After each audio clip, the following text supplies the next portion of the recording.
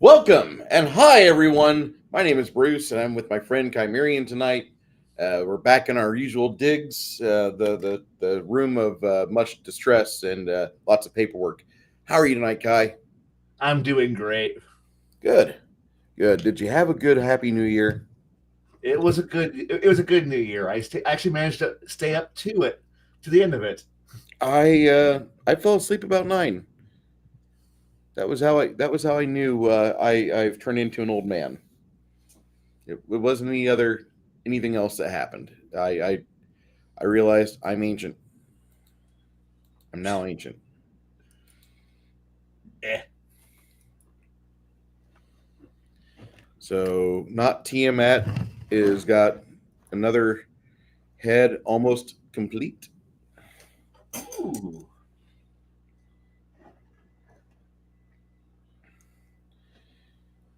We're gonna do a little bit more touch up work tonight on it. Get the eyes done on both heads, and then varnish the blue. Then I'll work on this white one down here.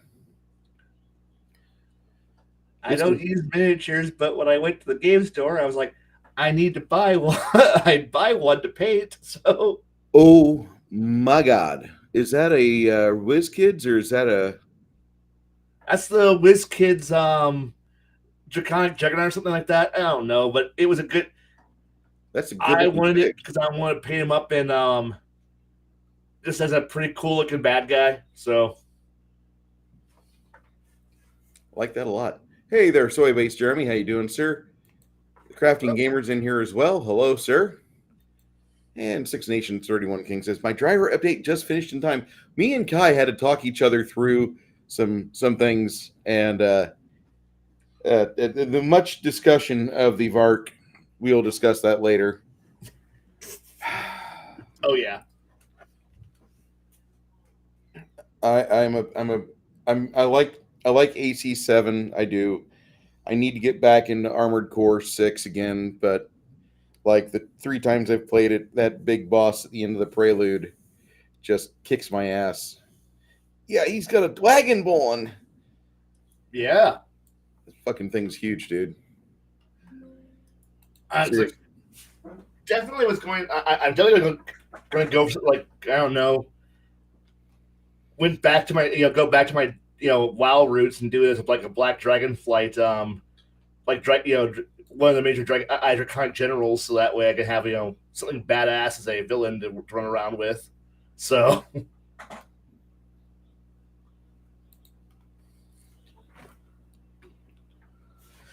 but that'll sit for who knows how long until I get around to painting again.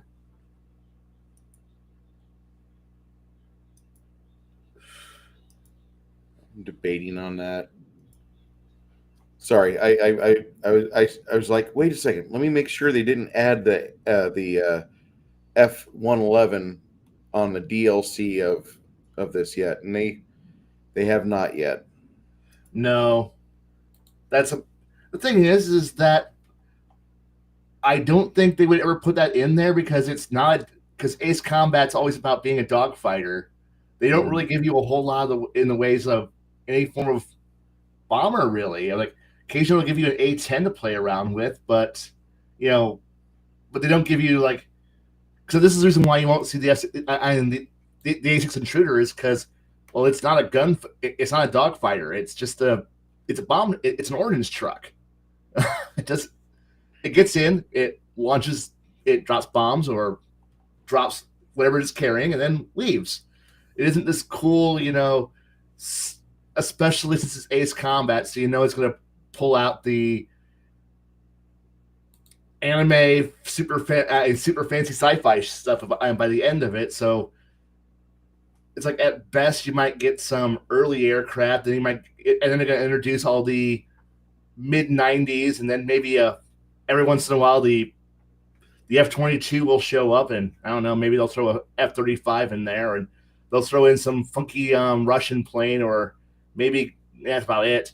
And then all of a sudden you get all the sci-fi stuff, appears, and it makes no sense because it looks like something that the Japanese, because it is a Japanese game, will just it would be fit for an alien sci-fi game because it starts to mount lasers and hyper missiles and all this other weird stuff. And you're like,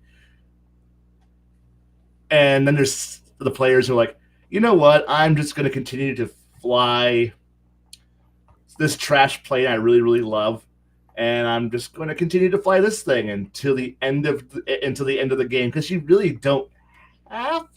Once you get good at the game, you don't have to go up and fly the ultra super sleek sci-fi fighters. You can stick around and go, no, I'm just gonna fly an F-15, and I'll be okay with that because it's the E model. I'll be able to just do whatever the heck I want because it's an F-15. Fuck everybody else. This plane was made by God, and I will be okay. The problem here is that the F-111 isn't the plane that you're going to see because it has the my job is to get in, drop bombs, and then run away. That's not a super sexy gameplay mode. You're not going to have people scream, "Oh my god, I'm going to do this really cool thing." No, it goes low, it goes quick, it drops things, and then runs the fuck out. That's not video game cool. And Ace Combat at its core is video game cool.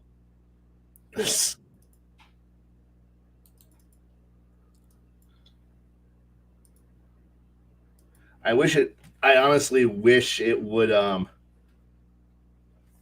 add in those kind of jobs, but honestly, most of them are just geared toward. Now, mind you, I love Ace Combat. The music is just phenomenal, and it looks beautiful. Yeah, I'll agree with that. So, plus we always have jokes where I think it was when we were playing Ace. I want somebody to play Ace Combat 6, and I'm like, how many missiles do you have on that plane? And he's like, oh, it's got like 96. I'm like, where are you putting all of them? And he's like, what are you talking about? Because at the time I actually still had miniatures of aircraft. I just pulled a model out and went, this is the plane that you're flying. Tell me, where are the hard points for 96 missiles on this plane? And he's like, I don't know. Obviously, it grows more missiles like sharks grow teeth. You fire, then another one drops out of the wings onto them. But it's video game logic, so whatever. More missiles is good. That I love watching him just hearing ripple fire missiles, and I'm like, that's not how you. You know what? I don't care anymore. You're right. If I fill the sky with missiles, the plane falls out of the air. It's okay.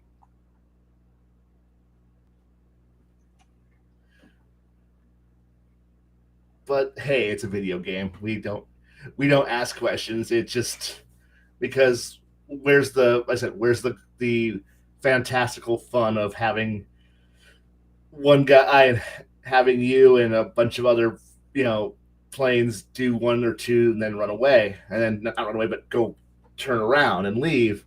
If you wanted that, there's actual realistic war games that are all about that kind of play. I bought this Trapper Keeper and the corresponding CD-ROM for F-16 Falcon. Yes, that game exists, and I forgot which I went the actual, but no, that there are actual like hardcore flight sims that are really into that stuff. And if you want to go with more arcadey fun, there's War Thunder, which is definitely all right. I've got 4 shots. Yeah, I got 4 shots and 15 seconds of ammunition for my guns. I better make all of them count.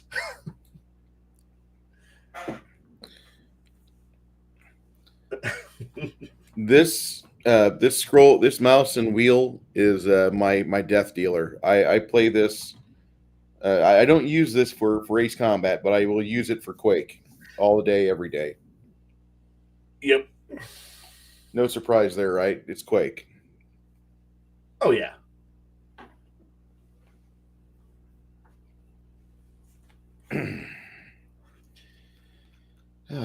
So, had a New Year start.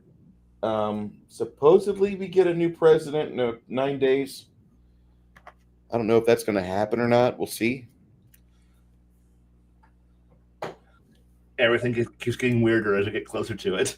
Yeah, started the year off kind of weird. Had an explosion at the Trump Hotel. What was it? Oh, it was a Cybertruck. What? Yeah.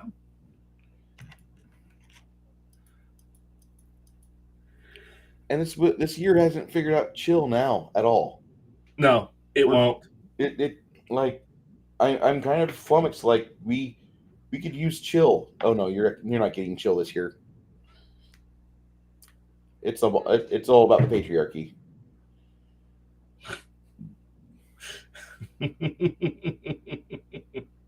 I really hate saying things like that because I can feel my soul breaking.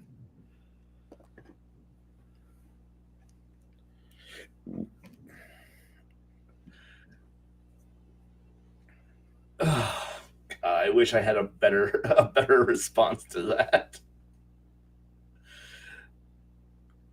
But at this point, I'm just yeah, I don't have anything honestly. No, I don't either. That's the bad part. Like there should be something smarter I could say here, but there. That's what you get, guys. Sorry.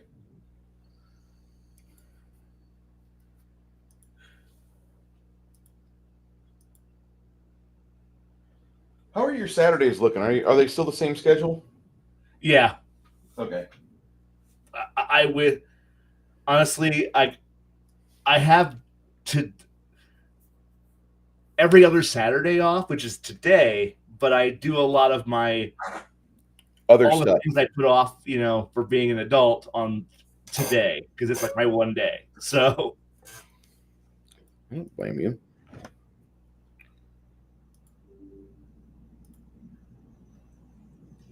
Don't blame you on that at all. nope. I mean, we had Flady come in the chat for a while. He was the guy that was playing the bard at first, Yep. and I'm looking at things I can do with the bard with this system, which is kind of huge because there's really not the same progression that, say, Pathfinder or regular 3.0 has. Like this is more like Fantasy Trip, where Fantasy Trip is the 3.0 engine, but we take away all your special abilities, and then as you level up, you build your character. What? You build your character from the pile of special abilities down there. What? Yeah, you Lego build it. And I just stretched it from 20 levels to 36 levels. Fuck it, right? Yep. I just want you to have choices. I want you to have the ability to make the character you want, and the game you want, and the world that you really enjoy. I think that's really important. And I know that sounds lame, but I actually feel like that should be something that a DM should foster. Like, no, this is your character. They're out of the 40,000 fucking uh, human fighters rolled up today for gaming. This is the only one with the desires and stats and the inventory like that. Good job. Yeah.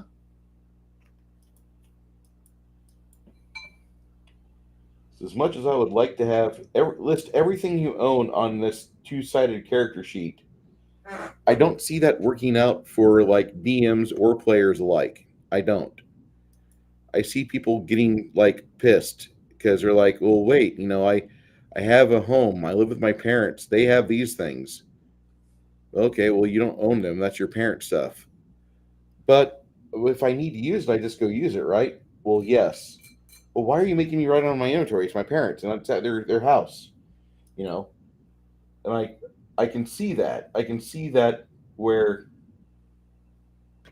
like you should not have to inventory everything within your arm's reach and within your capable span of reaching, but you should at least have an agreement with the DM like, okay, you were raised middle class. You have access to most everything you'll ever need at Home Depot within your grounds of your house.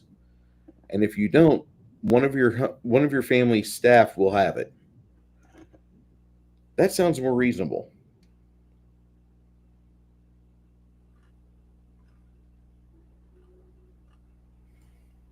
I don't know. There's also that part of me that does like that. I mean, I know there's certain people who do have weird, weird inventories of things that are just on them at weird at like moments where someone's like, does someone actually have a a wire stripper? And then someone's like, one moment, they go out to their car and they actually have one, or I need this, and then someone else, I got that one, and it's like we between everyone piece together all the tools we need for everything we need to do, and that's like, why does any of us have this? But then again, I work at a job where if someone goes, I need a knife, and everyone's pulling out knives Yeah, because it's just required. Like everyone's got one.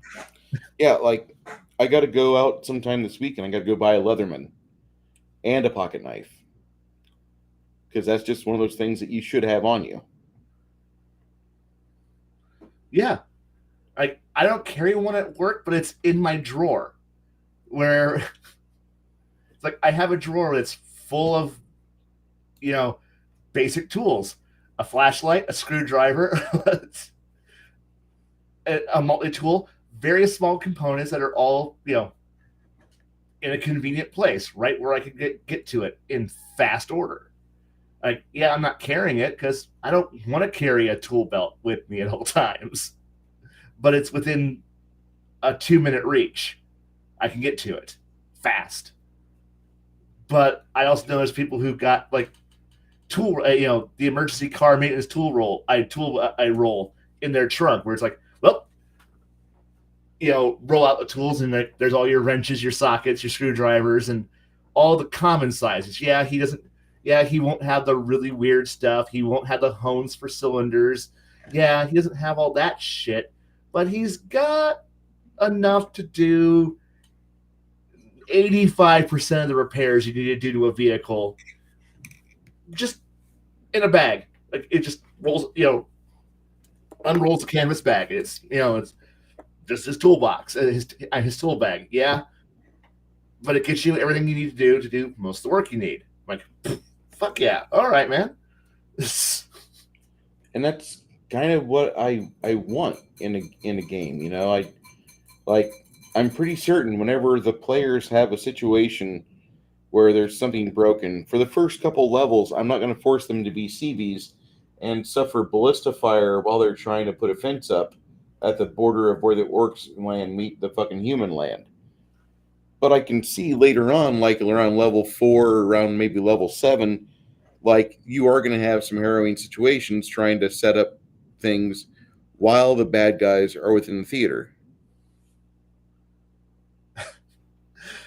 And that is to adjust for, like, you've got magic on your side. You've got a wizard with telekinesis. Why did you complicate this more than what you should have? Am I overthinking that? No, but then again, I'm used to playing with people who do go at the problem as though they were CBs trying to build an airfield under fire. But then again, that's also because of the fact that they also are the people who think like the Romans, where, oh hey, we left them alone for a night. Why the fuck is there a fortress here? Like, we'll murder in the morning, guys. Let's all get some good sleep, and you come in. And there's a small fort that's been built overnight by the Romans because it's been done. We know people did this because the Empire did it in Gaul. Sorry, the Republic did it in Gaul. Caesar did it. Yeah. So when you have people, it's like when you have people go, it's been done by people who know.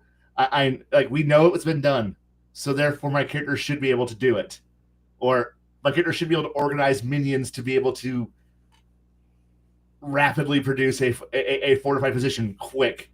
And I'm like, all right, do you have the, and then they go, no, I had the tools, I had the know-how, I had the skills, I have the every, like, and the motivation. and I will get everyone to do all the bitch work while I oversee it, and we'll get it done. And I'm like, all right.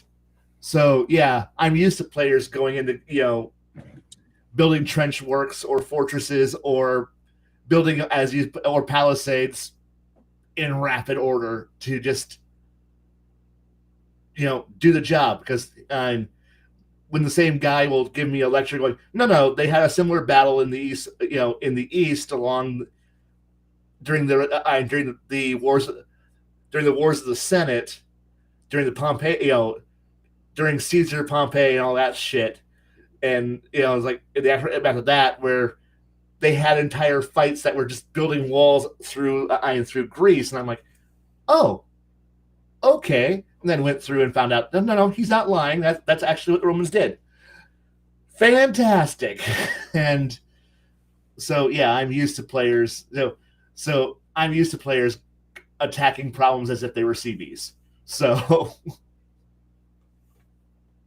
that might be part of the reason why I have my own hangups on how detail oriented I get. It's because I'm used to dealing with people like that. Where there's like, we can use magic. Magic will be a solution, and you have like a bunch of people go, yeah, that's the easy way out. I mean, sure, magic can solve it, or we can do it this way. And then a bunch of math calculations and drawings come out, and then we're like, all right, we can solve the problem through the use of rope, wood, and some creative use of metal, and the problem goes away. Because at that point you can go, I cast a spell magic. The ballista still runs you through. Oh. If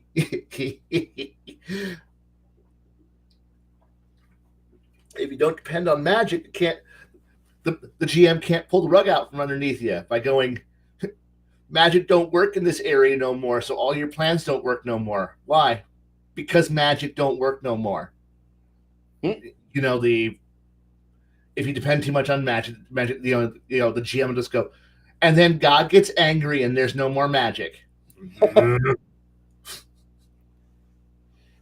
I'm done and I'm taking my toys and I'm going home. Pretty much.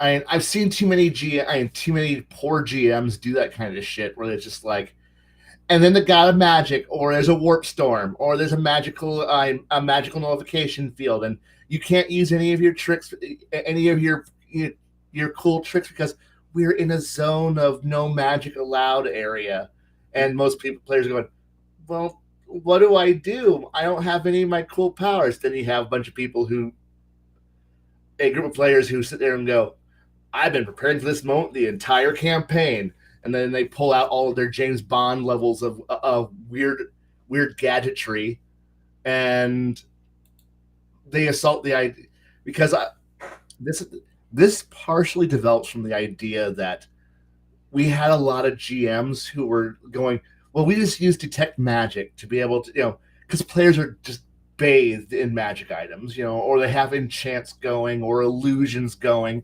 something that if you just have the detect magic and you have checkpoints where your TSA scanners are just simply going and going, sorry, you got magic going, could you come over here while we search you and figure out what you're going? And we're like, well, and of course, players, since I'm used to players versus player stuff, where players are just out to kill each other, and of course players are always like, well, of course other players are all decked out, so I'll just build all my defenses to search for other players. And then you have the players go, well, then I will build all of my equipment designed to not be magical. And then they walk straight through, through all the defenses, and it's like, get the work done, because slicing someone's throat with a non-magical knife is just as easy as slicing someone's throat with a magical knife. Lady, good to see you again. Good to see you. Yes. Soy Base Jeremy says he's here. And you're right, Six Nations. It is definitely anime trench coat and MacGyver wannabes. And that's not really a bad thing, honestly. That's kind of a more interesting goal than simply just going, I've got magic. What do I need to do? And like, what more do I need? Or because I don't know. It's just a weird attitude. And the bad thing is that now that I'm older and occasionally get to play anything anymore, it's just simply everybody else is still doing all the hijinks, and I'm just sitting in the back going, "Nah, I don't. I've got nothing to prove. I got nothing to prove. I'm just here for the I know I was kind of hitting this on my actual blog part where it's like once you understand how something works, why something works, you know what little force you actually need to be able to get anything done. So when everyone's just running through all these really over the top, exciting, complex plans, and then you're simply going, or you can just push this one thing over here and you just nudge it this way and everything works. And it becomes just minimal force, minimal effort. um, just getting by. And I think it's just more the idea that I've been enjoying letting other people do crazy things because I don't need to anymore.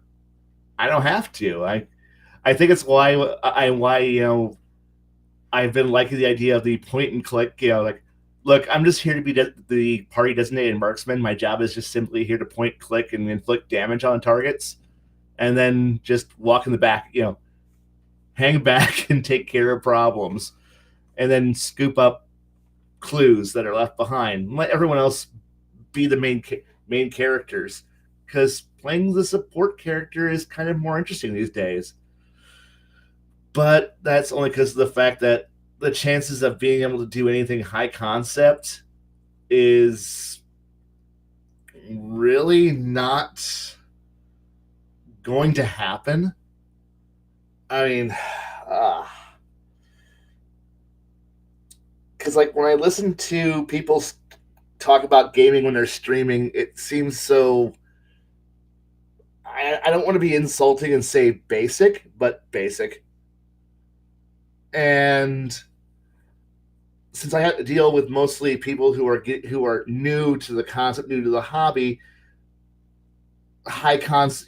really complex high concept ideas don't have time to develop before somebody leaves school, and then I have to start back over with new generations. So it's constantly having to reset to basic, and my chances of when I play with somebody who's older, well, they're set in their ways. They just want to have traditional fantasy land where where you don't have to know about what came before.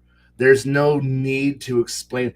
So how did this world that has 25,000 years of history somehow that has dungeons that, artifacts and dungeons from previous empires and ages of mankind end up here in Western medieval Europe with a new name, with a new coat of paint on it, discount Tolkien land that also has more discount, not France, not England, not Germany, not Spain, not Italy, and not the Arab world over there across the sea, and some not pirates who are with a mix of not swashbucklers. How did we get here? How and why are we static here? Why is a suit of 2,000, 500-year-old full plate mail that we're finding in this ancient dungeon being just as modern and just as current as the thing we've got that I can get manufactured today from the local armorer, but it's a +1 item because it's magical, but nobody knows how, and it's just one of those things where it's like, don't ask these questions because the GM's not going to put the answers in, is not going to put the work to give me the answers, and because he hasn't put the work in to figure out how we got to this point, there's no point for me to be able to go, and what comes next, because the game's not going to last long enough to go meaningfully forward. Plus, the GM wants to run a game of, most GMs want to run the game of, well, this is the heroic thing, and this is the, you're too busy having to stop the arrival of the bad guy from doing the bad guy things. So there's no time for you to be the revolutionary, brilliant mind who's going to bring about a major change in culture and technology and research. You're not going to be the breakthrough and the person who's going to revolutionize how magic is being used. You're not going to change the consensus. You're going to be continuously in this state of being, you need to stop, Baron McBad guy from unleashing the dark dragon soul. So get to it and go. Leave your farm, punch a chicken, fight God. There you go. RPG 101 logic. The thing is that I don't, because I want to run a world that seems interesting, seems different, and I kind of want to sit down and hammer out these details a bit more and actually go, no, how did people make these transitions? Where are the points where things diverged from our world to be interestingly different, where you can see, no, this is where somebody said no, or because of a large quantity of this one substance, nobody needed to make use of petroleum products. So there was no need to refine it into gasoline. So there was no point for the internal combustion engine for a good deal longer than where we ran into it. So walking through all of these stages, or, well, the game says this is where the spells stop here.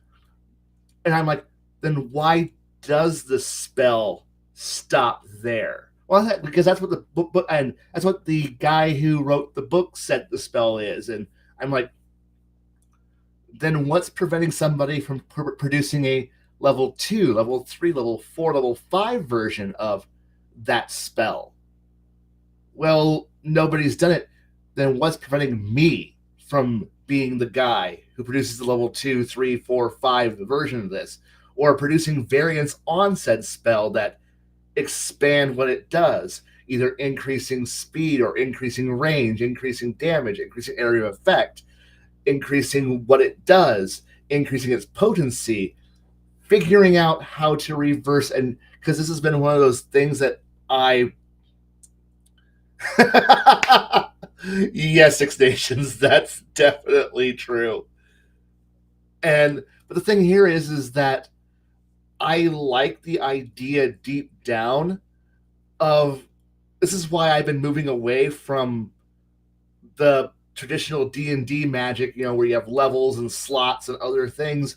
And I don't want to go as complete freeform as, say, an Ars Magica or a Mage the Ascension, because those are phenomenal games. Oh my god! But it took me decades to fully figure. And I'm not going to say I know what the fuck I'm doing, and I can at least play those games now.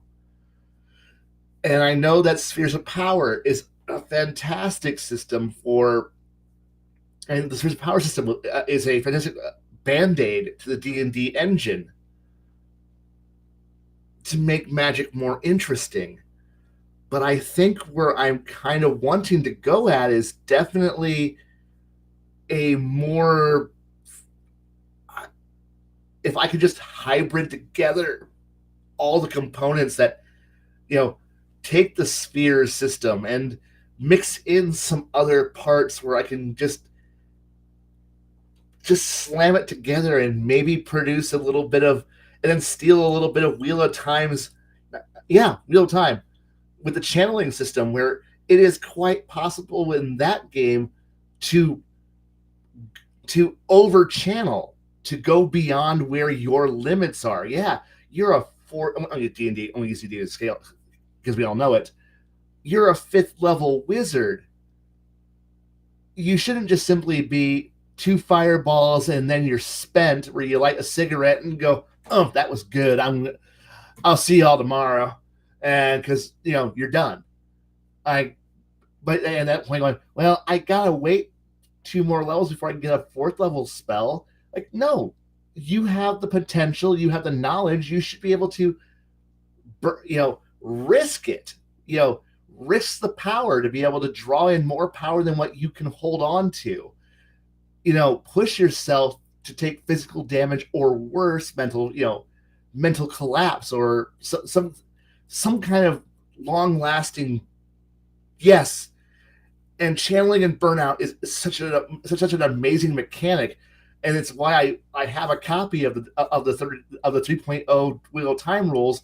Not because I really like the rules or the game, but it gave me the channeling rules, because that one gave you, as you leveled up, you got to take new schools, and the schools gave you, and when you put certain schools together, it gave you access to new channels and new spells, new effects. And I could adapt that to, well, here's your character. As you level, you can go, do I want to just stick with to use to like maybe the ascension here, forces and and correspondence and time. Like, these are the things, like, I want these 3 spheres.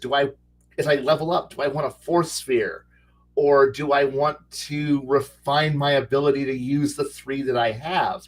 And so I kind of wanted to go with the idea that it's like, and yeah, like, I like the health points to sacrifice to, but I also want to put in the idea of there should be difficulties for,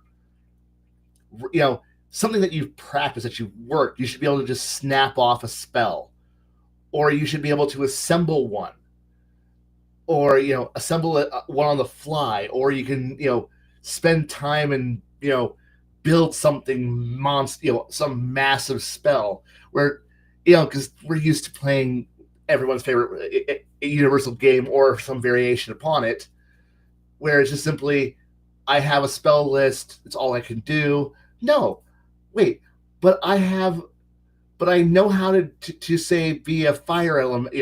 I can cast fire spell. Like, I know flame, I know ice, so I know elementals, I know some this. I should be able to just snap something.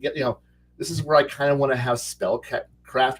And trust me, vulgarity and paradox for mage are such fantastic things, and coincidental magic, trying to work on the consensus and trying to get everyone on board with this, things that just break out. The thing is that you really can't pull, and that starts to bring in like Mage the Dark,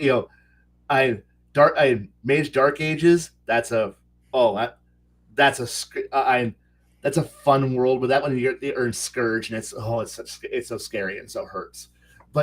And there's so many ways to just pull together things. Like, this is, if I was to, like, I realized that what I've been kind of wanting is to create I don't want to call it, but like a grand unified theory for Magic. When I'm playing, it's like, this is the goal I always have when I'm playing Dungeons and Dragons or Pathfinder or whatever edition I'm playing, is because of the fact that I kind of want to get, like, this is the technocrat in me that's screaming that Magic is too wild, too insane, too crazy. But it's too wonderful. So this is probably more the Technocratic Union before Queen Victoria reorganized it. So this is the White Tower era. So before the March of the Nine Traditions, I'm Technocrat talking.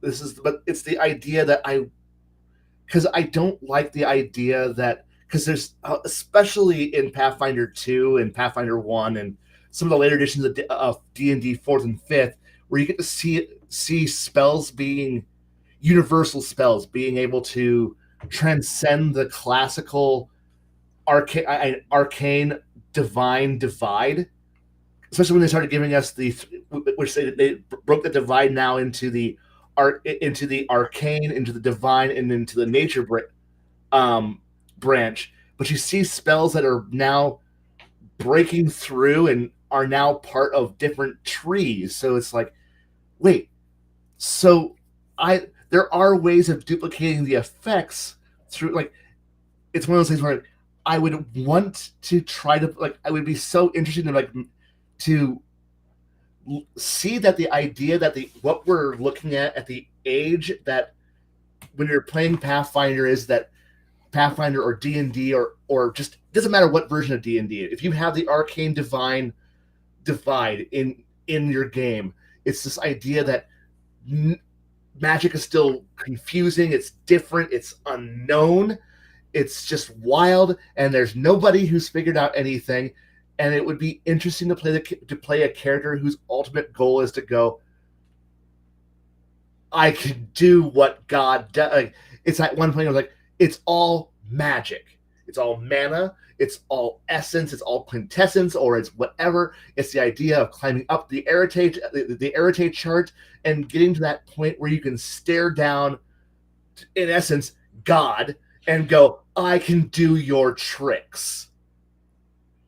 There's a certain point where you can't match everything that God's got, because honestly, your D&D gods are sitting on a giant mana pool and a font, a nexus of power so grand, that's a planet, full of worshippers that it blows whatever you've got. In essence, like, the only difference between you and me is you've got 1 million worshippers. I don't. But the idea is I can bring back the dead, or I can heal.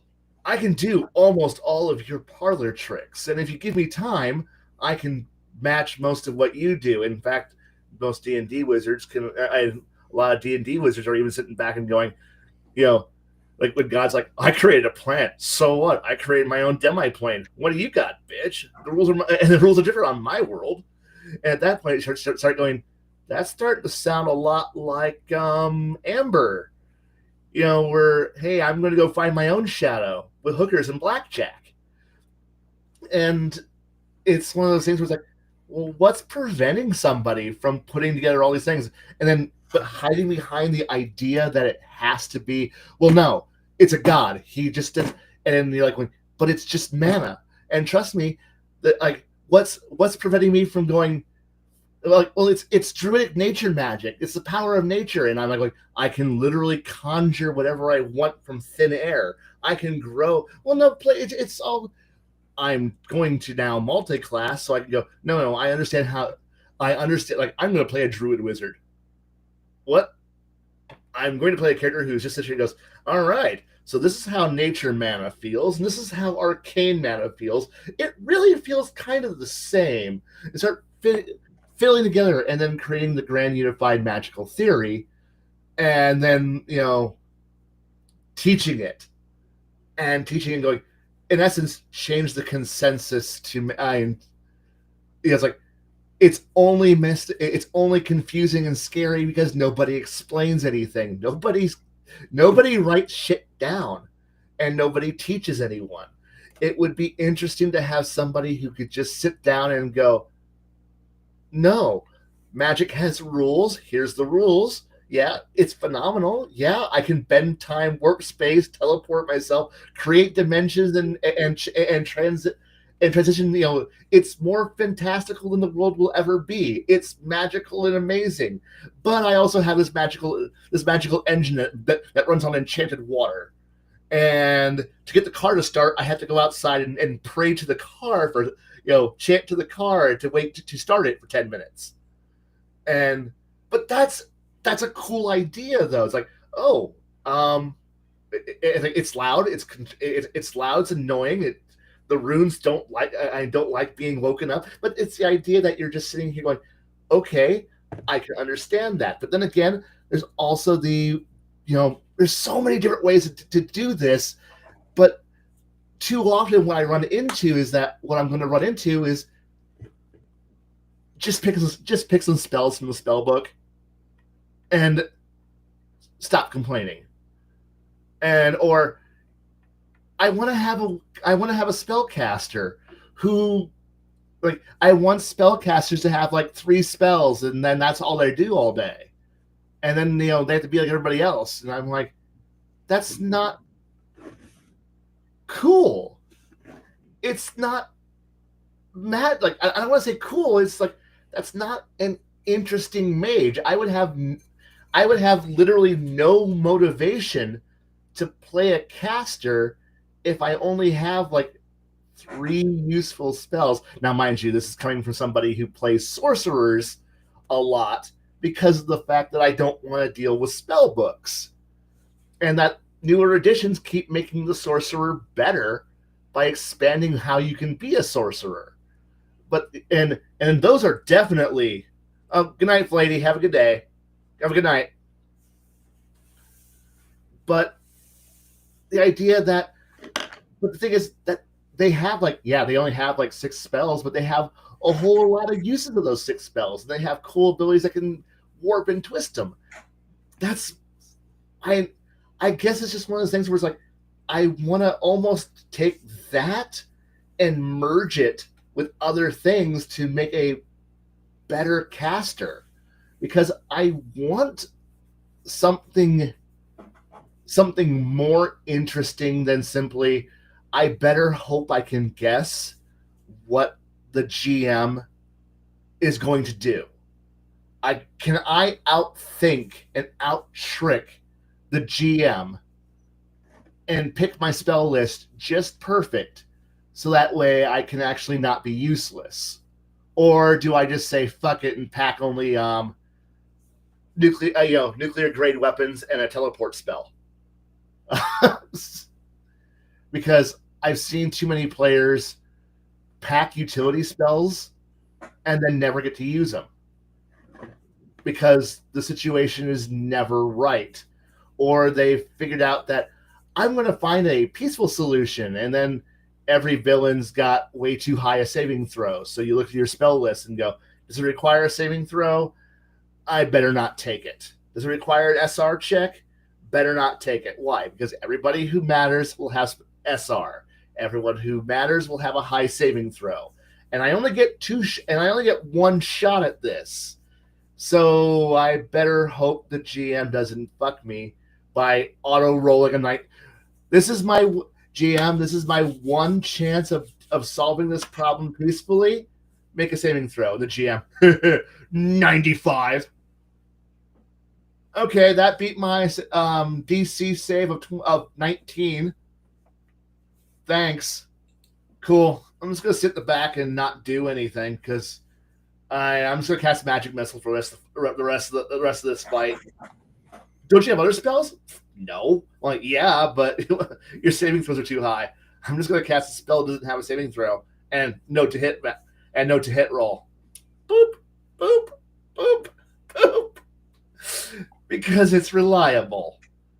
And it sucks to watch people get reduced to that. Or, I could bring in, invisibilities or 100 other spells, or I can just load up all my spells for maximum damage, maximum effectiveness, and I'm just going to blast everybody in the area, and I'm going to maintain a item that will change the element of the attack spell to whatever element I deem, which will be not fire, because everyone's got fire resistance, everyone's got cold resistance, everyone's got electrical resistance.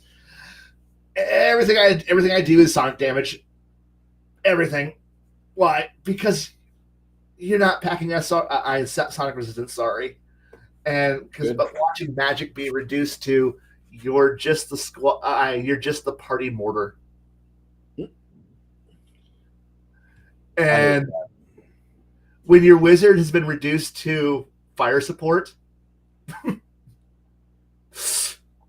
and your cleric is a walking band-aid, we don't do that. Nobody plays clerics as healers anymore. That's just not efficient. excuse me while I buff myself into a walking death machine that removes life by mere touching everything, because I want to out paladin the paladin. Because fuck you, my spells are better for that thing. Because that's how I show I'm the better I'm a better cleric, by just being a better war machine than everybody else in the fucking party. Because playing an actual healer is inefficient, because damage totals outstrip your one heal spell around.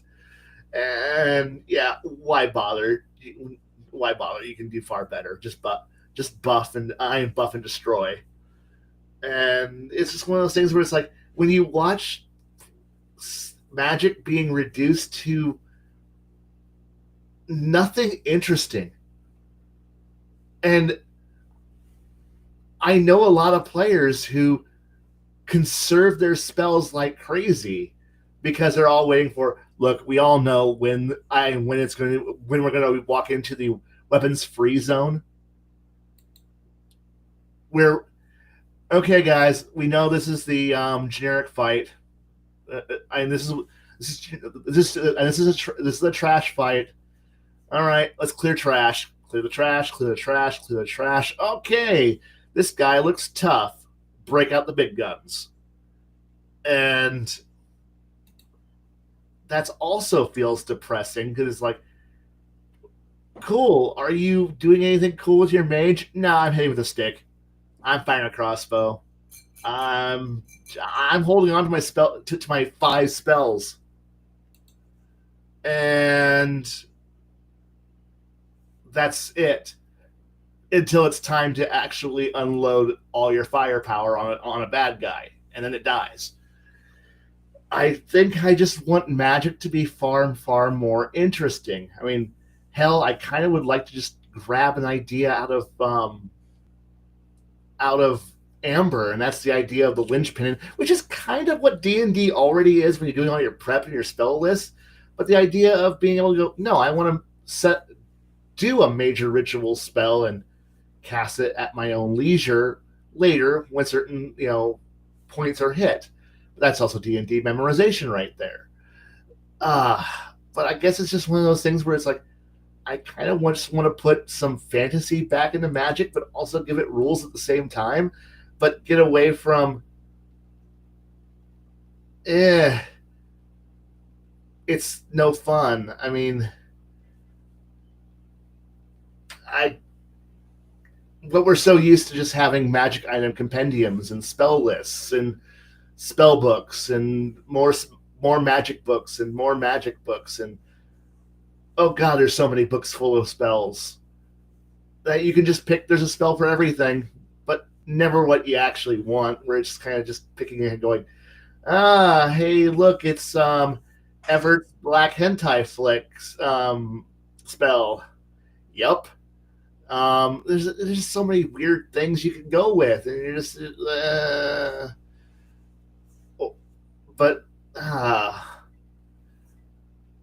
but the thing here is that every time, but I know that if I'm going to play anyone else's game, I'm going to have to stop and stare and look at the GM and go, I know that whatever I want is too much work. The game will never last long enough for me to breach any of these efforts, and you've already told me that we're going to play with just the player's handbook. So I already know which I already know. Wait. What if they say we're doing player's handbook and things custom for this campaign world? Oh, I know. But the thing here is that the players are only going to get the custom stuff. Here's the thing. I can't plan for what I don't know about. So when I'm building a character, all I have is the player's handbook to work from, which is not a bad thing. But the thing here is that anybody who's ever played with the player's handbook already knows what the effective spells are. Mm-hmm. So when you pick your starting spell book and spell list, which will be the heart, soul, meat and potatoes of what your caster is going to be casting, you already have a good idea in your head what's going to be useful, what's going to work, what's situational. it's been that way for for now I can almost say generations, because it's been multiple generations now. Like we're on generation 3 now of people who are playing this game. So you have a good idea what are the bread and butter spells. You know you're going to take Magic Missile. You know you're going to take an offense spell at every level. You know you're going to take at least 1 or 2 buff spells. You're going to take the flight spell. You're going to take this or that. You're just going to work your way through. You've got an idea what is already going to work, because you know if you deviate too far out of it, you're probably going to run into half your spell book will be never used. It's just a joke. It's wow, the one time in the campaign where I get to use this one rare spell I got for one day, and then that spell goes back in the box for eternity. Well, you could go out and buy scrolls. Really? But how often do we hear Heart for years now? There's no magical Walmart you can walk into and buy spells and magic items. Magic is this rare, ultra hard to understand thing where only a few people who are just like you, but it's so rare so where am I going to go buy scrolls, which I will copy into my spell book from? Well, you can only find those. Okay, so I have to depend now. If I don't choose it with my level, I have to depend on the whims of my GM to grant me something. So I can copy it into my spell book. So I now spend more money to make a scroll, so I can now have some scrolls that I've manufactured in my downtime with my own money when I'm not generating wealth for myself, so I can have a little bit more extra versatility. It's a whole lot of I'm hoping my GM grants me the boon of a spell that I didn't personally pick out. Because if I don't pick Fireball or Lightning Bolt at 5th level for my 3rd level spell, I now have to depend on my GM to give me that spell. So we better be hunting down wizards. But wait, we don't fight wizards. We fight clerics and sorcerers who don't have spell books because they get their shit from God, or their belly button. Or we fight an evil druid who gets his because he smoked some pot one day and now he's a spellcaster. You have to sit there and beg for this boon. And I'm somebody who likes to prepare, I like things that I can count on. So if I know I only have 3 choices, I'm going to make those 3 choices work, because I know the GM is not going to give out anything else, because I've heard this. I've done it, and I've heard many a GM do it. Oh, I'm not. No. Nobody wants potions. Nobody wants potions. Nobody wants scrolls. Because scrolls are kind of that thing where you just kind of go, okay, who in the party can actually cast this spell? And you kind of hand it out like that. Occasionally a cool wand will drop, or a cool rod and a staff will drop. And there's a small little fight over who gets to do it, at which point everyone's like, eh. And then the rogue raises his hand and goes, I have abused magic devices as a skill, so I can trick all magic items into working. And we're all like, just throw it all at the rogue. Why? Because fuck it, he's the rogue. Just give him the shit. And then suddenly he's like going, because the wizard has his own shit to deal with, and everyone else has their own shit. They're gonna forget about the wand and the rod and the staff. Well, usually not really, but they're going to. And it's just better to give it to the stealth MacGyver man, who like, can you get up in that tower and then cast Fireball off that scroll? Yeah, I can. Get up there and cast Fireball off that scroll. Sweet. But since we all know scrolls are always made by the lowest bidder. So I found a scroll fireball. Dude, we're now, what level are we all now again? 12th? That fireball saving throw is being cast by a guy who's level 5. Oh, yeah, the bad guy's going to dodge that. You're just going to annoy everybody with that little itty bitty poof of an iron fart of a fireball. Yeah. I love the. I heard something the other day from a troll channel. 13% of all the wizards are casting 70% of the spells.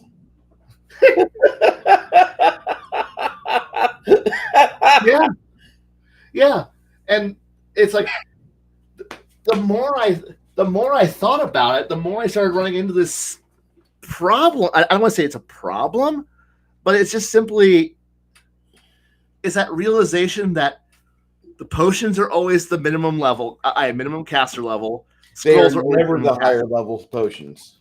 Was that? They're never higher level potions. They're ever. never higher level potions. Well, it's also because potions out level 3. It's like, yeah, they cap at 3. Yeah, they're level spells where potions stop. And at that point, I'm like, what's the point in potions at that point? It's kind of where I hate to bring it up, but Sword and Sorcery Studios, when they produced their World of Warcraft RPG book for 3.0 and 3.5, they expanded crafting skills like crazy. It's like alchemy became something that actually carried on past being viable at level 1 and 2. So it was a skill that had feats that fed into it and pushed it forward to the point where you could be making level 20 potions. And if you handed those potions off to other people, you could actually have high-end spells being thrown into a pot, into your potions. You got to see scrolls that were actually interesting. You got to see enchantments that were actually interesting. It was weird how Sword and Sorcery Studios, White Wolf, managed to take a video game and make it work in an established rule system and make it functional to the point where it felt like it could actually be in the game engine, and it worked. Now, mind you, it also made it so taking crafting skills was actually something you wanted to do. And that was a really interesting idea. So, like, it wasn't just simply blacksmiths smacking some things around for a little bit and putting a couple silver attached to it. No, there was actually like feeder skills that fed into each other to make things better. So it was an interesting system that worked. Now the problem here is that system has the curse of having the name WoW attached to World of Warcraft attached to it, because you say those words, and for 20 years now, you might as well just light fire to whatever concept it is and throw it in the dumpster because it has that name. And suddenly nobody wants to listen anymore because they heard the words World of Warcraft, even though the RPG had rules for enchanting, rules for smithing, rules for armor crafting, weapon smithing, rules for making alchemy actually not suck. It rules for how to make engineering not suck. New ways to tackle how healing could actually function, so that way being a dedicated healer class didn't feel miserable, and various other ways of attaching things that I almost wish White Wolf hadn't that fourth ed hadn't arrived, because White Wolf D20 Studio was cooking hard at taking a crappy video game and then going, we're gonna take out all the shit that was just terrible, and then boiling it down to a functional system that actually works. Was playable. And it was very fun. playable. Was And fun. everyone I've ever shown it to has gone, this is some good shit. Because, yeah, video game dumb. Concepts phenomenal. and yeah. It just made me upset because actually World of Warcraft would have been a better 3.0 than fucking official 3.0. Yeah. And it's like, to this day, I hold on to those books because if I need a good crafting system, it's there. If I need a better magical item creation system, it's there. Wait, what's the difference between crafting in WoW versus crafting in, say, Pathfinder? Okay, Pathfinder, because WoW takes a lot. Okay, first off, it takes some of the problem, where you need to have all the feats necessary. It moves the feats earlier, so you can start crafting earlier in the campaign. So it's like, and it also gave you ways to make magical items without having to do the classic, okay, so I need to be able to be a caster of X level plus this. No, the DC goes up it's harder to do. So it's like, you can play a fighter who's a blacksmith who can forge magical weapons and magical equipment without having to go out there and suck the dick of a spellcaster. I don't want to later. I don't see why the feats need to be a thing. To me, the feats are burned. Like, that's just bullshit. Okay, I know. I've already got the skill points in my knowledge arcane or whatever it is that I need in order to be a better blacksmith or crafter for magic items. Blah blah blah blah. I want to be able to craft, but like, if the reason why I'm crafting is because I might be instrumental in war if I have the right equipment to send off to war. Yeah. And I want, like, to me, the expenditure of feats to get access to, no, I've already got the skill points set in it. I don't see why, like, I have to burn 2 forms of personal fucking currency, not including gold for the fucking construction of it. I know. But I already have to burn 2 things to build that magic item, which to me, that's just bullshit. That's like, you're not even getting a good return on it, because, like, whatever you're putting into it, you're only selling it for double what you have to invest to make it. Or the book version is double. So maybe if you've got a good bargain, you might get 3 to 4 times out of it. But still, what I'm saying is that you're not going to become Sam Walton of magic items. No. When I look at, like, a system, I want to know, can I become Sam Walton of magic items? Oh yeah. And the thing here is, like, this wasn't a perfect thing, but I guess because at the time when I was playing the role-playing game, I was also playing the computer version, where in essence, what you're doing, what it did was, you could take the skill, you profession skilled. That got you the basics, and that got you in the door. You can make some basic items, basic equipment. And then what it introduced was the feats. I'm going to use a term for it. Feats was bringing you to like the next quality tier up.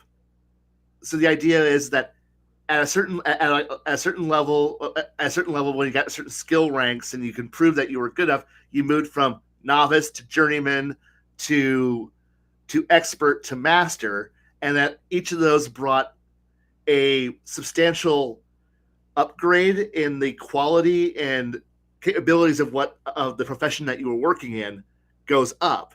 But also the thing was that game also gave you a plethora of extra feats to work with. So it wasn't just simply, it was one of those things where it made sense that if you were a dedicated crafter character that, yeah, no, you could spare one and spare one every 4 levels because everyone got them, because everyone got more to customize. In that way, it's almost a prototype of how Pathfinder 2 just drowns you in feats. And Pathfinder 1 also seems to drown you in feats, because feats was just a customization option. Honestly, it's just it's the I could see where they were kind of aiming at. Where I know calling it a feat is just a dumb way of saying it, because that's just a legacy from 3. But the idea that it's you've reached a threshold. Here's an upgrade point to say that no, I'm choosing to spend, like, my character chose to spend time being a crafter rather than a more murderous murder hobo of war. That I diversified. I have some more my talent points and options went in a slightly different direction, and now I'm able to make these really cool potions or I can now make these really cool enchants, these really cool armors. I can I can make these awesome poisons. It's one of these things where I have a go-kart that I can now drive around. I drive around being powered by napalm. It's one of those things where it's like it took the framework for the engine it was attached to. Now, if I was to use this concept and adapt it to a new engine, definitely would pull that feat shit out, and I think I would actually do something very similar to what. One second. To what David Giles, because like when he was telling me about how his crafting system worked, I would actually use that system where you have to make a number of items of a certain, like, I would probably have to sit down and actually think about how much you would have to actually craft and make, and to earn to go from novice to journeyman to expert to master. And I would probably go through and say, no, but to make the transition from novice to journeyman, you have to do your demonstration that you are actually of journeyman quality. And then you make your journeymans, and then you'll have a progressive stack of more difficult tasks where you cannot just keep churning out basic level 1 shit, and then you have to churn out. By the time that you've reached expert, you have to actually produce items of greater quality than basic introduction journeyman, and you have to produce your expert demonstration piece of I am an expert in my craft, to then move up into expert.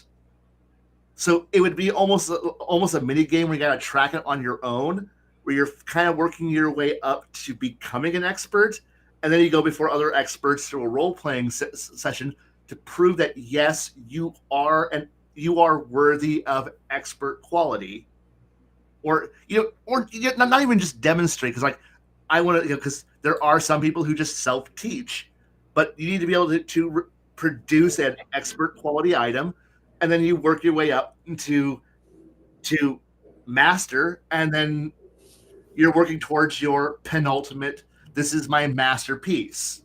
This is the highest grade I will ever produce, pinnacle of my art thing. but that's because I'm also a craft. I like crafting and I understand how the guild system works, and I understand how it functions. So I would definitely take a good page from what David Guile was working on his idea, because he had because he's got the fundamentals down for something that I would go, that's a great idea. I love that idea. And then I can adapt that to other things. I would dump the 3.0, 3.5 legacy feat chain, but that was a way to use that system's clunky ass mechanics to replicate the WoW's mechanics of, because that game also has, as you craft, you have to work your way up the tree, and then you have to continue to prove. And at certain points, it branches off and says, no, you're like, you start as an armor smith, as a smith, but as you work your way up, at the first branch, it tells you, are you an armor smith or a weaponsmith? And then you have a divergent point where your smithing skills no longer are just smithing. No, you are an armor smith. You learned armor smithing and you learned weaponsmithing. And then the next branching point, it asks you, what are you good at making? Are you a medium, I'm going to use D&D's term, are you a medium male armor smith, or are you a heavy armor plate maker? Or are you a sword maker, a mace maker, or an axe maker? And then you work your way up to the master classes for those, and they have pinnacle points at the end of each of these chains. And the same thing happened, and they did the same thing to you when you were a leathersmith or a tailor or an enchanter. There were various branches that brought you up. And I like that because, and the thing is, David hit those points for me that I went, no, I understand this. Like, he painted out a system that goes, no, I fully understand what you're saying, and I like where you're heading with this. And I like your idea too of, I want to be the Sam Walton of crafting. And the thing here is that I could easily rule that you're the master, because the thing here is that I don't know how long ago I read this, but it's one of those things where it's like, by D&D 3.0's rules, you could actually create the atomic bomb, or crack the Grand Unified Field Theory with like 6th level characters by just having a master, the main character who has skill focused, and then a proper laboratory, and then proper tools that are in that laboratory in the right location, with enough assistants who are all doing, in essence, the aid others, the aid action, where it's pretty much they're all just rolling their skills and looking for 10s. And the thing is that I could easily see a master smith and a bunch of a master crafter and a bunch of minions who are abusing the system by using the right tools, the right skill bus, especially before since we still had in those days the ability to make items that gave you skill bonuses, plus modifiers to checks. It's like, and they were cheap. Holy fuck, were they cheap items? Adding a plus 10, because the idea that was, well, we want you to be able to recreate the old boots and cloak of elven kind, which gave you the plus 10 to stealth, plus 10 to hide. Sorry, plus 10 to move silently, plus 10 hide. And, well, that's a skill bonus, so we want you to be able to reproduce that. Well, the thing is, they never specified that those could be used for anything, because there were items that gave you plus 5 to perception. Well, how do you recreate those? Here's how. Those are cheap. And suddenly you're like, I'm going to go buy a tool that gives me plus 10, plus 15 to my crafting check. And it's on a master item, so therefore blam, blam, blam. And you start adding in numbers, and you look at this thing of like, So what's the DC to be able to crack the grand unified field theory for everything? Probably like DC 80. Doable. All right, guys, let's start working. And suddenly, you in Los Alamos, you have a wizard who has now cracked the ability of we're going to build a nuclear bomb now. Oh, first we have to be able to produce the theory for the bomb. Now we have the theory. Now next week we're going to do the research to be able to figure out how to design the bomb. Okay. Now we're going to design the equipment to manufacture the equipment to make the bomb, and you start working out this idea that, oh dear God, and the thing is, this made sense to me on a level. Yes, and the thing is that as somebody who like understands how ships are built, or how tanks are built, or how buildings are built, the idea that it's not one guy, it's a team of people, it's hundreds of people, and you only need a few the guys who are the master builders, the designers, the architects, the engineers who are overseeing everything. He's the guy who's yelling at he's the foreman who's yelling, I need it over here. And then you have a bunch of people who are and the thing is, the age skill is a 10. Can you not fumble?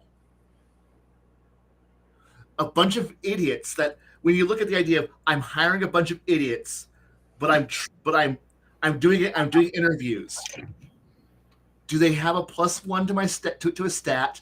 3 ranks plus class bonus. Boom. Favorite. Okay. Can he roll a 2? Yeah.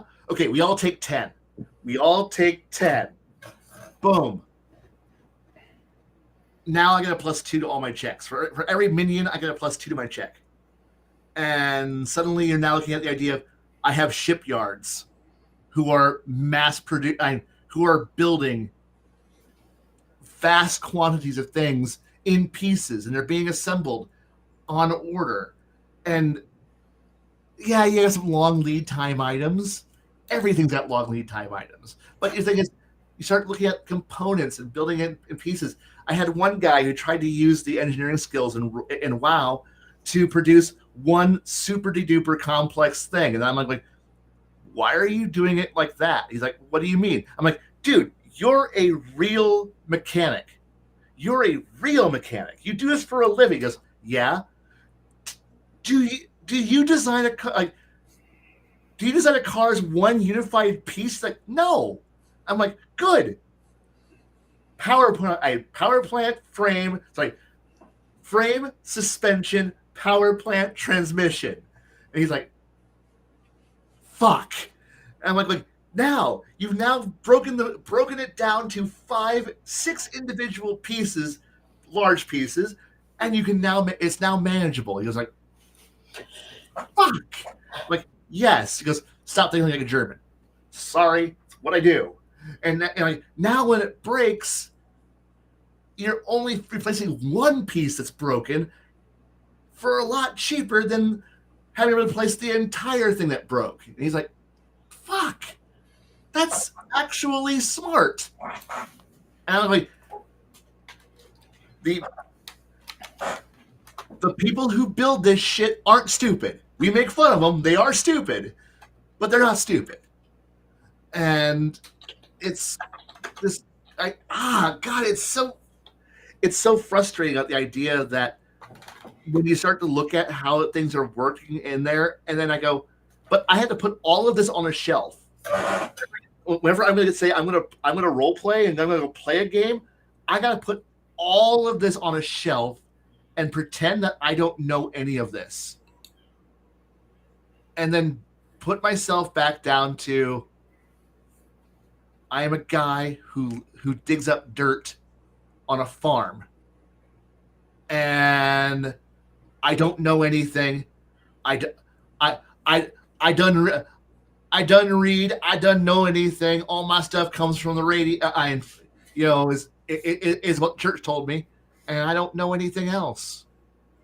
and I have to just play it like that, which is frustrating because and it's why I enjoy role playing, I enjoy gaming, but unless I'm hanging out with some people who are actually playing Ars Magica or Mage the Ascension, I'm probably not going to do much because I ran into a situation where I got to play with some people recently, and because I knew what the limits were for certain spells and things, I made something that was just very disgusting, and it bordered on on. It's like they were all playing with, like, in essence, I don't want to call it bad, like comic book logic. You know, it's flashy, it's spectacular, but it's not very useful. It's not a very useful application of power. It's like it was like watching a bunch of invocation evocation wizards having a duel. And then when you had somebody who walks in and goes, "Excuse me, let me show you what haste, time stop, and slow, disintegrate, and create plus a few other spells can do." And suddenly they're like, "What the fuck just happened?" I go, I'm going to show you why chronomancy and matter are very, very diabolical spells when you have somebody who's actually creative. And I had to stop and go, "GM, is all of this okay?" And he's like, no, keep going. I want to see where you're heading with this." And the other players were like, and I'm like, that was my one, like, it was over. Yeah. The poor bad guy ended up, in essence, it was walk into a room, time stop, just cast disintegrate on the floor, create a pit, then create, while still under time stopped, create a large brick the size of the hole I just created on top over the person. I have not touched anybody. Sit there, prep more things, throw into the bottom of the hole some delayed blast fireball explosives, and then recast time stop, continue to set things up, and then walked backwards, and then hit start, and then watch the villain, who has no idea what just happened, why the floor is no longer beneath them, as they fall into the pit. And because I timed how long it would take for gravity to pull the block of stone that I just created on top of their head, so they fell down 60 feet, and then a 60-foot column of stone fell on top of them. And I'm like, that's how you handle a problem. What? They get no SR check. They had no saving throw. They had no SR. There was, because, like, but the bad guy had all these SRs and say, like, yeah, the bad guy, it was the big bad guy. I just killed it. It's squished. It's squished and buried. And then all the explosions you heard, that was the fireballs burning the body. And they're like, that's just disgusting. And I'm like, now I'm going to go back to reading my books in the background, guys. And the GM goes, that was the coolest thing. That was the most terrifying thing I've ever seen. I go, and I can do that again tomorrow. And the GM's like, fuck. I'm like, when I say I don't want to fight someone, I don't want to fight someone. And it was just one, like, I didn't need the delayed blast fireballs. I just threw them in for, like, insult. That was just simply, guys, this is what high-end magic looks like. Care back. Yeah. Sorry. But no, it's like, I do war, like, yes, fixations. It's the idea of war, like, I do war crimes. I do abuses and terror. I don't like it. But if you give me I know how to abuse rules. I don't want to say it's rules abuse, but it's one of those things where I kind of want either I kind of want more fun. I kind of want healers to actually be not garbage, so that way they can feel like they're actually doing their job rather than being, you know, wet blankets on the players. I I know it's kind of weird to call it that, but the idea that it's like, yeah, no fun allowed. Your clerics and your paladins who are just no fun's allowed because they just steal. They just are, and I guess it's one of those weird moments of just sitting back and going, I just want more fun with the game. Or it could simply be I'm to the point now when it comes to gaming that I'm past the point where I need to see if I succeed or fail. That's not where the thrill is. I mean, it isn't the risk of failure or the consequences of failure that's interesting anymore. For me, it's the consequences of victory. It's the look, the odds are already in my favor. They're already in the player's favor. The way that the game is run is in the player's favor. Why are we going through the motions, the challenge? Like I want to see. Yeah, yeah, that's definitely a similar situation. But I went the arcade route because I was playing an arcane character at the time. But I've also eradicated character, encounters because I wanted to get on to what was more important. I know I'm pointing to myself, but I wanted to get on to the story. The fight isn't interesting anymore. I mean, just a big scary bad guy is not interesting. I mean, because I think this is a example of I've been playing other games where the time scale that we play on is long, very long. I mean, where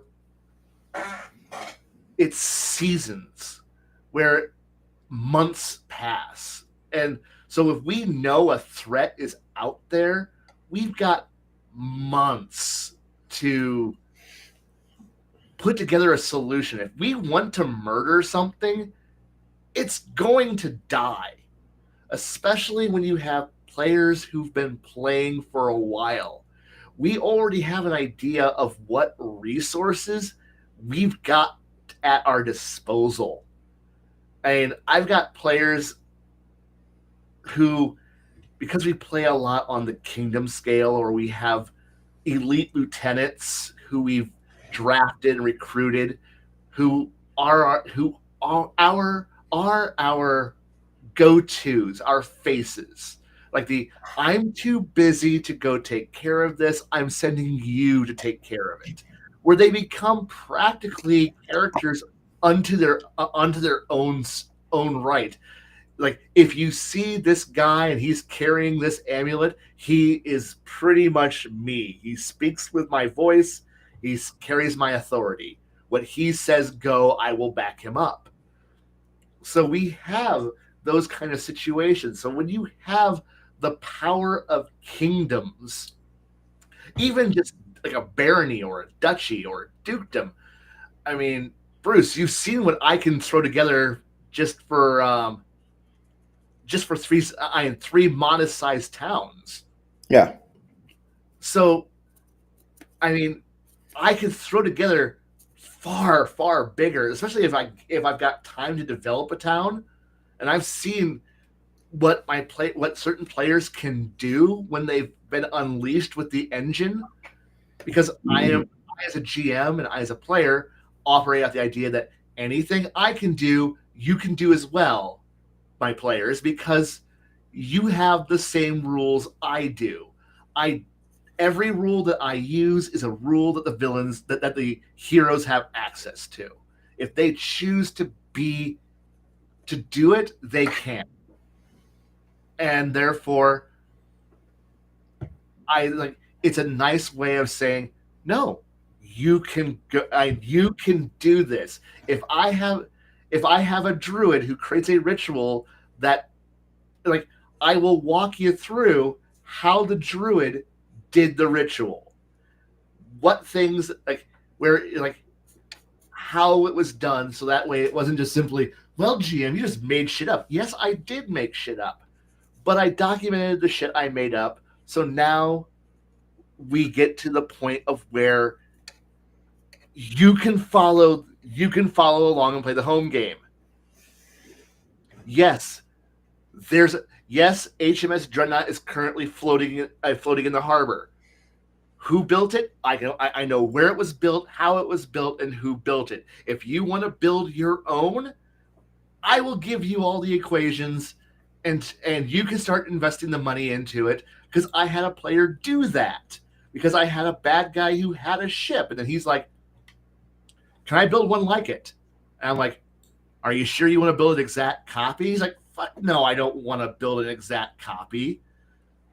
It's going to have elements that fit my interests and my doctrine. And suddenly we were no longer, like, it was still D&D. It was hilarious. I was still Pathfinder. But the thing was he sat down and went, what can I, like, he started asking questions like, what are my shipyard capacities? What are my steel production rates? What can I do? What can I build? And he sat down and started doing the math and produced a pretty decent, I'll be honest, a pretty decent boat. And it was a pretty good looking ship. Like it's, I wish I saw the math for it, but no, like, he actually gave me a pretty good length to beam ratio with draft. And he's like, I'm like, okay, cool. You got, like, yeah, I plan on building it on this speed, this thing. And I'm like, well, shit. And then we started figuring out the math from that point and got him a price tag. And the price tag was now in gold pieces.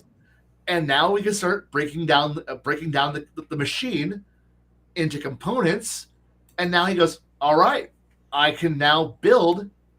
He's like, all right, I now have 4 slipways of X size. I'm going to start laying the keels down. Start like this thing. What? Because I want to go to, like, I want to be able to trade ship for ship with this other power. And so he started. It was great because I showed him how I did it. He went and used that math to figure out his solution. Now, did he produce an exact copy of Dreadnought? No. Was it a Bell? No, because he's like, no, we're not British. I'm not going to build a British design. And it was hilarious because, no, he kind of went with his own custom design.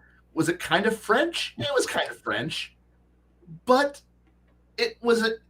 but he was operating at the idea of, we're suddenly now in a position of being behind in a naval arms race. I'm going to beat this guy.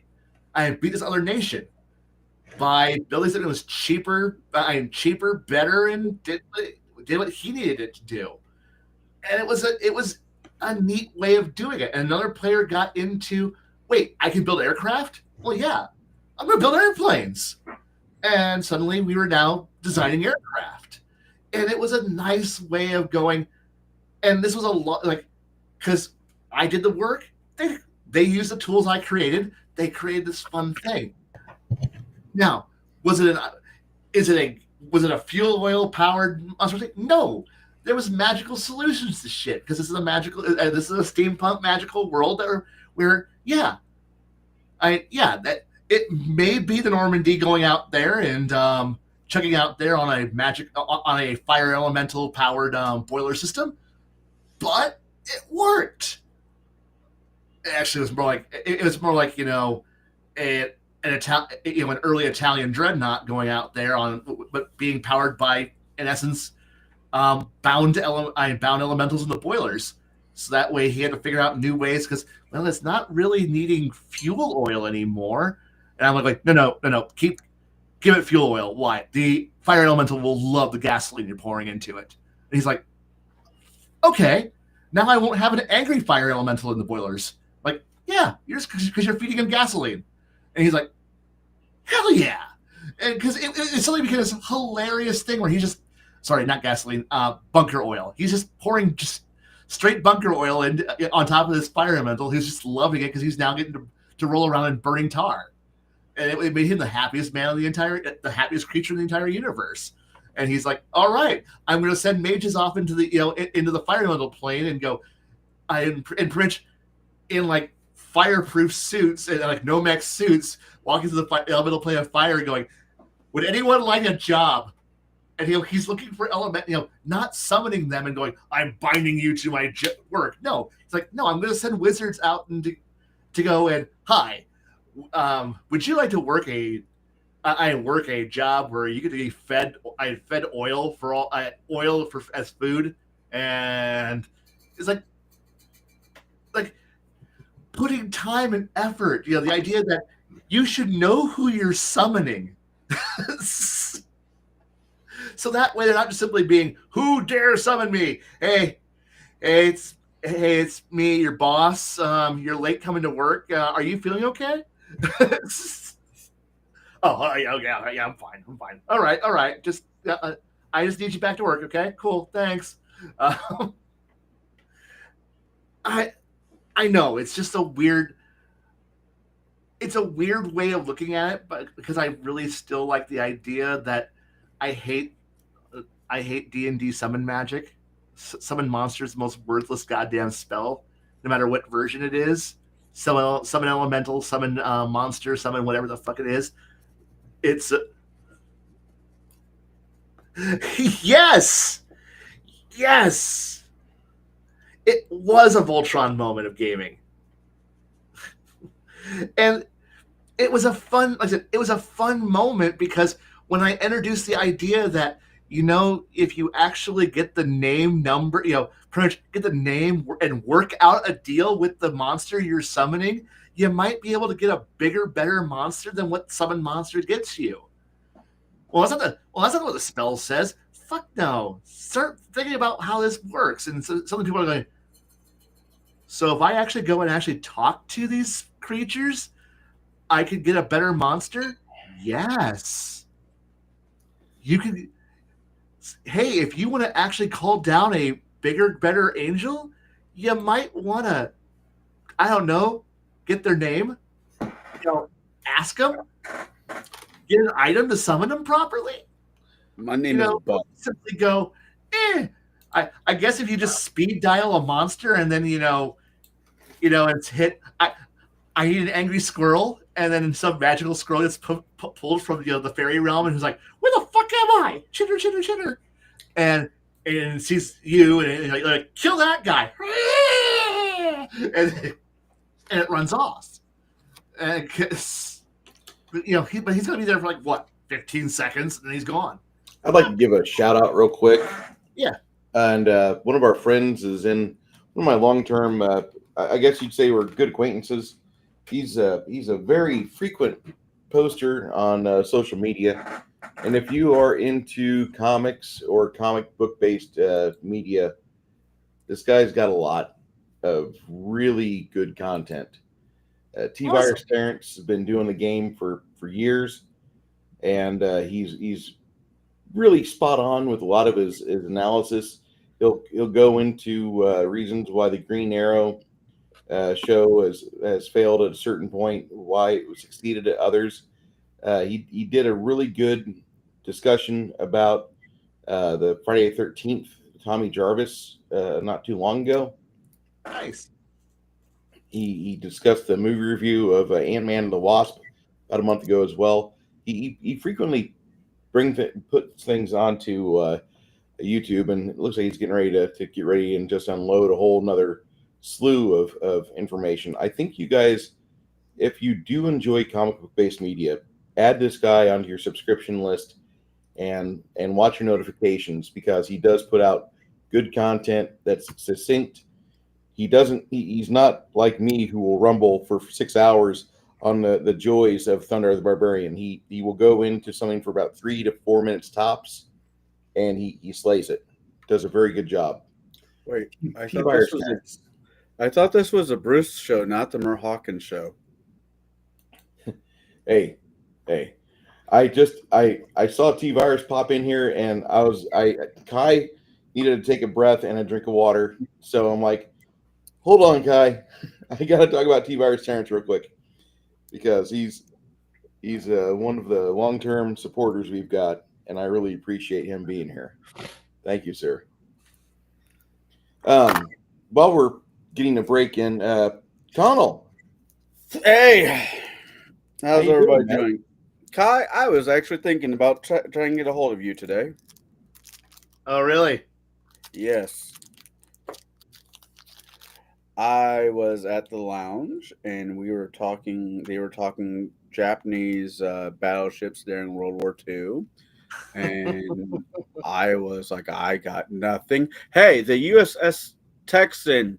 That was a good. Oh, what do you know? I'm like, well, I know it's slung, spicy sedans into Doomsday. D-Day. Oh no. I'm like, fuck. Where is fucking Kai when I need him? Come save me. Yeah. I was playing video games. Oh, wait. I could have called you, right? I'm doing a bad Italian accent. I'm sorry. Oh, fuck You it. could have I called me. I would I have could've listened. called and said, hey, guy, come down here. I'll get you a cigar. I'll get you something to drink. You tell these fuckers what's up. Yeah, I would have. Would you? The entire center. Well, I know you could have told them what's up. Okay. Yes. I know you could have told them what's up, but would you have showed up? Now, there's the question. I would have put pants on. Yeah. Ironically, I took pants off to join this stream. Oh. Sorry. No, that was my day off. So I was wearing pajamas for most of the day. I had to work today, and then I had to go have a cigar because there was no way I was coming home in the mood I was in. I hate people. I hate white people. No, let me rephrase that. I hate rich white people. You'll live, Connell. You'll live, buddy. I might, but they won't. No. Thank you, T-Virus. Thank you very much, T-Virus Terrence. I will have to check him out because, man, I love talking about comic books. I'm not a snob, but when it comes to comic books, but I like a good story. T-Virus, you can talk to this guy right here. It would be safe to say that Chance is fairly comic book-y when it comes to archery. Because if Green Arrow can do it, why can't I? Well, this is fantasy. I'm like, you're making my argument for me, you fucker. So, tonight, I'll be smoking this bastard. Nice. And the name of the cigar is called, what was it? Morning Star.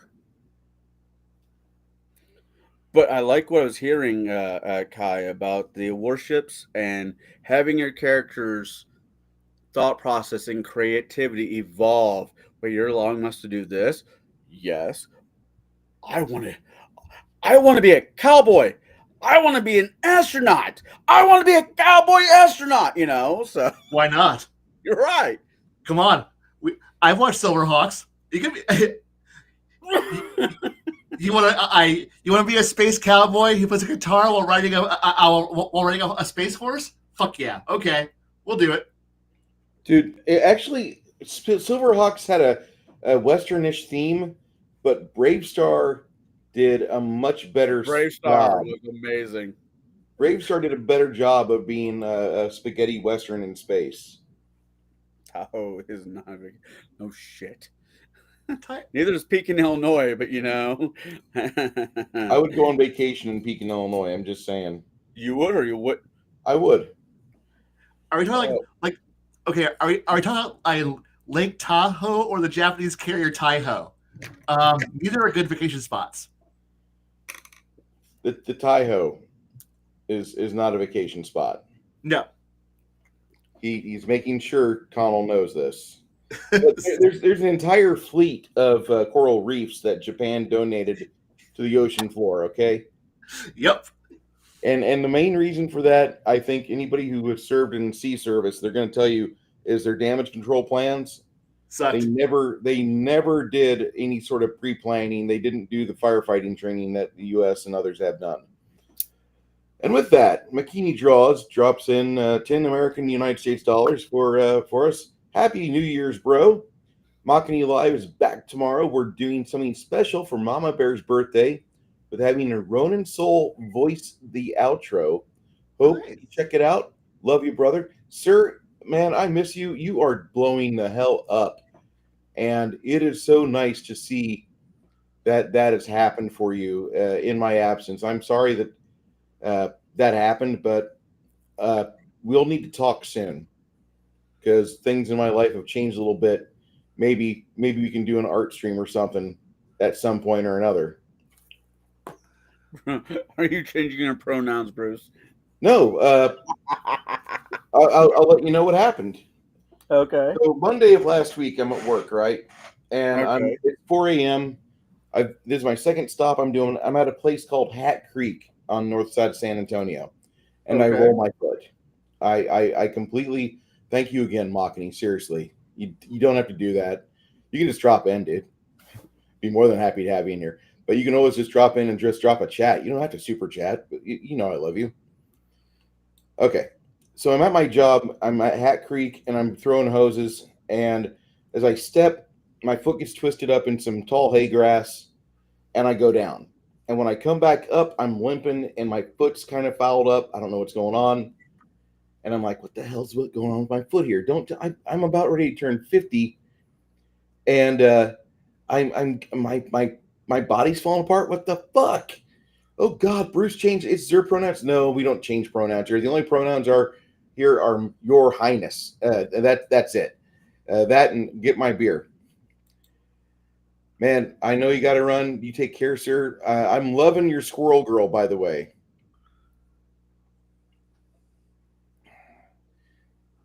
Anyway, before while I'm getting his Twitter handle up here so I can show you guys Machiny's squirrel girl, because I can't show it to you guys. You'll have to find it yourself.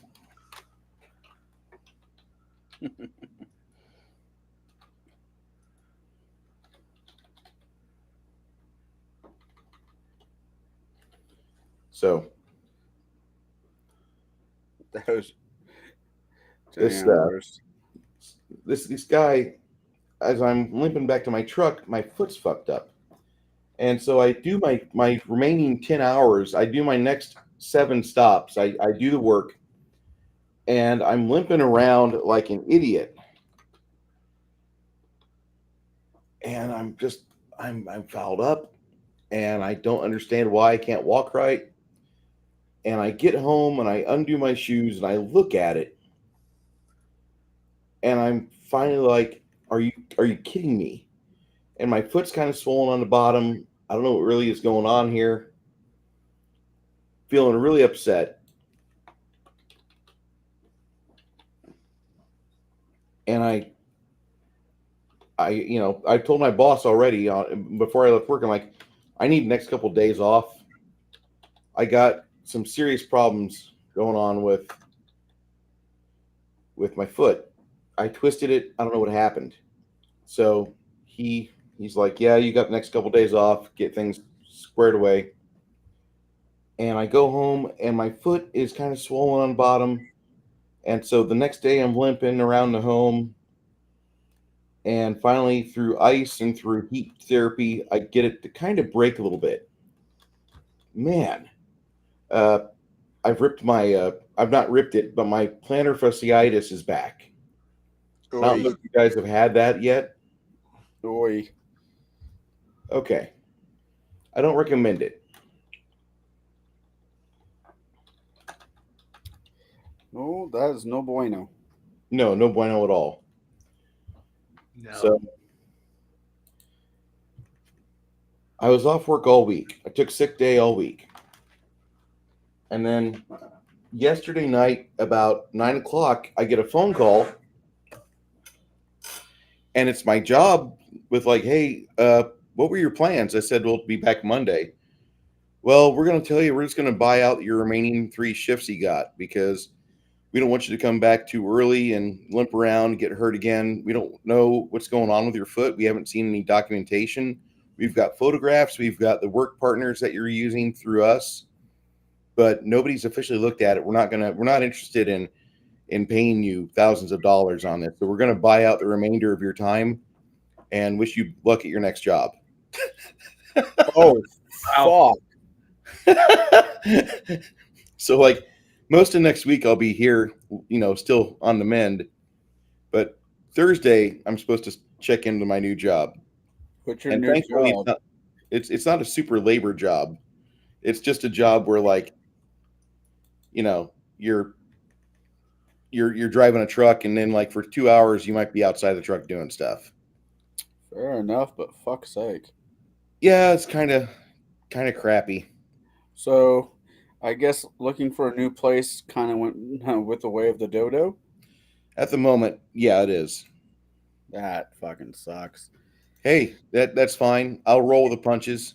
I'm a big boy. Well, I told you I lost my job, right? Which job? Cooking, one of the private families. I'm now in an Really? actual restaurant, which does not make me a happy person. I was not aware that you were in that situation. I'm sorry to hear that. Yeah, it is what it is. I got fired for bullshit reasons, but being a private chef, it's not like I can go say, "Hey, this fucker." So it is what it is. We're fucking grown ups. We make we make fucking things work.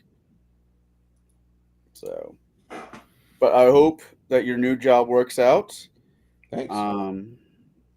I hate my new job. I already hate it now. Wait, what are you doing now? I'm working actually at a restaurant.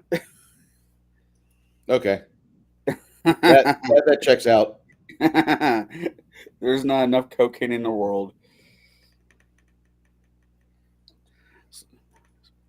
Oh, you're funny, Six Nations. Marta, So I thought it was kind of funny because my job's like, you've had a couple accidents in safety since you've been here, and we've kind of had you on probation for a little bit, and you managed to pass through probation without any further incident. But then, like the moment you put in your 2-week notice, this happens to you, and you've got the sick time to cover like the majority of it. The remaining 3 days, you were going to come back, and we're not going to let you. You're staying wherever you're at, or you're going to your new job, but we're not going to be responsible for any further injury to that limb you've got there. Yeah, that just fucking blows, brother. That sucks because like I wanted to go out working, Yeah. and Well, I I can don't. see from their perspective. I can see that, but it's still Yeah, I don't know what Texas's job. How should I put it? How their labor laws are. I mean, so that sucks. yeah, shit happens. And Illinois is not as liberal as people make it out to be. Oh, you didn't shave today. You're fired. Wait, I didn't need to shave for this job. Yeah, but it'd just be best for you to find a new place. Wait, was this a family that fired you, or Yeah, a company that fired you? a family that fired me. Okay, They didn't. It was weird. I think they were looking for a reason to let me go anyways for whatever reason. But yeah, they asked me a question and apparently did not like the answer to said question. what was said question? Can I ask? Did you vote for the who did you vote for? I'm like, well, Oh, technically dude, I didn't vote for Harris, so you voted for Trump. Like, no, no, no. I did not vote for the angry orange man. by the way, if you guys are looking for another artist to follow on Twitter, Mockany Draws is your Twitter artist. There's a bunch of other good artists out there. That's my guy. When we get this document ready, this 550-page RPG document that I'm apparently writing. I'm going to use Mockany. I'm going to pay him a sizable sum of money that you could buy a new PS6 with. So I'm gonna need some hot chicks in fantasy armor and some nasty tentacled mauled fanged beast trying to chew on them, and we'll No, do he that. doesn't. No, Do that wait. cover right. Oh, wait. This is not the campaign I'm in. Do whatever you wish. uh, but no. You were in chat for a for a Legion show last night, there, Kai.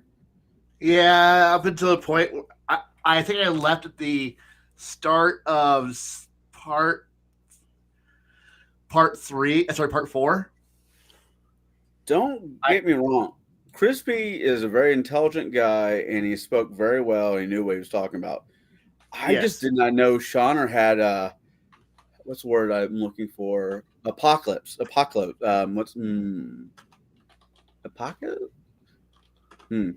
I can't, it's a Bible. It's a church word. You're if you're apostles. Yes, I did not know that Shauner had apostles. Honestly, that didn't really. He kind of hit onto the idea that I don't want to. I liked what I heard. Honestly, the bad part, I don't want to say it's a bad part or a bad thing. I think it's more the idea that when you have everyone who's in character and their motivations are entirely in character and everyone's running, at the same speed, you can punch through a lot more story and a lot more game time than you will ever get through most things. So I kind of know where he's coming from because I've had groups where we've all been in the groove and everyone's been in character. Everyone knows their character motivations so well that we've just driven through things. And that way, when I say, hey, we're going to end the session here, there's the unspoken thing of, because was he the one who said that he will also, have time, in 7 days, with 7 days when we meet again, 7 days will pass. So I'm going to try to get with each of you outside the game and have, one-on-one time with each player. Yeah. That's stuff I've done and I really enjoy doing when I know I've got players who are all on board. So that, because I used to have an open door policy that my emails, my text messages, and my house, where if you wanted to come over in between sessions and, knock on the door and come on in and visit, I'm willing to, work with you. I work with, talk to, and stay as GM and between, it's hang out and goofing off, but it's also a lot of, hey, we're working out details for a game. So when I heard him saying that kind of stuff, I went, oh, somebody else who also actually does that. And now, mind you, he has that whole vetting thing where I have he's like, I vet all my players very, very well. And I really liked that. But the thing was I, on the other hand, had almost the exact opposite problem for a long time where, because I was a fun GM who was quick and flexible, I had people who would invite friends over to join the game. And at one point, I had close to 17 people who were playing all at once. Now, mind you, out of those 17 people, 8 of them were probably invested in the game heavily, and the rest of the others, I would almost say, were, I'm not going to call them support characters, but they were support characters. They were quite content with the idea that they knew that the story wasn't revolving around them. Hey, man, the scariest thing in the world is when the DM decides, like, hey, I'm going to use you as a center part to my campaign. Yay! Which means all the shit is going to be rolling down on you. I know. And the thing was it now, at that point where I had 17 people, it was very terrifying to on game day to come out of where I was hiding at to see everyone there because they wanted to. Because some of them I knew were just there because they were the girlfriends of players, but because I was very welcoming and nice, they wanted to have a character too, and they were like, yeah, sure, walk us through the game.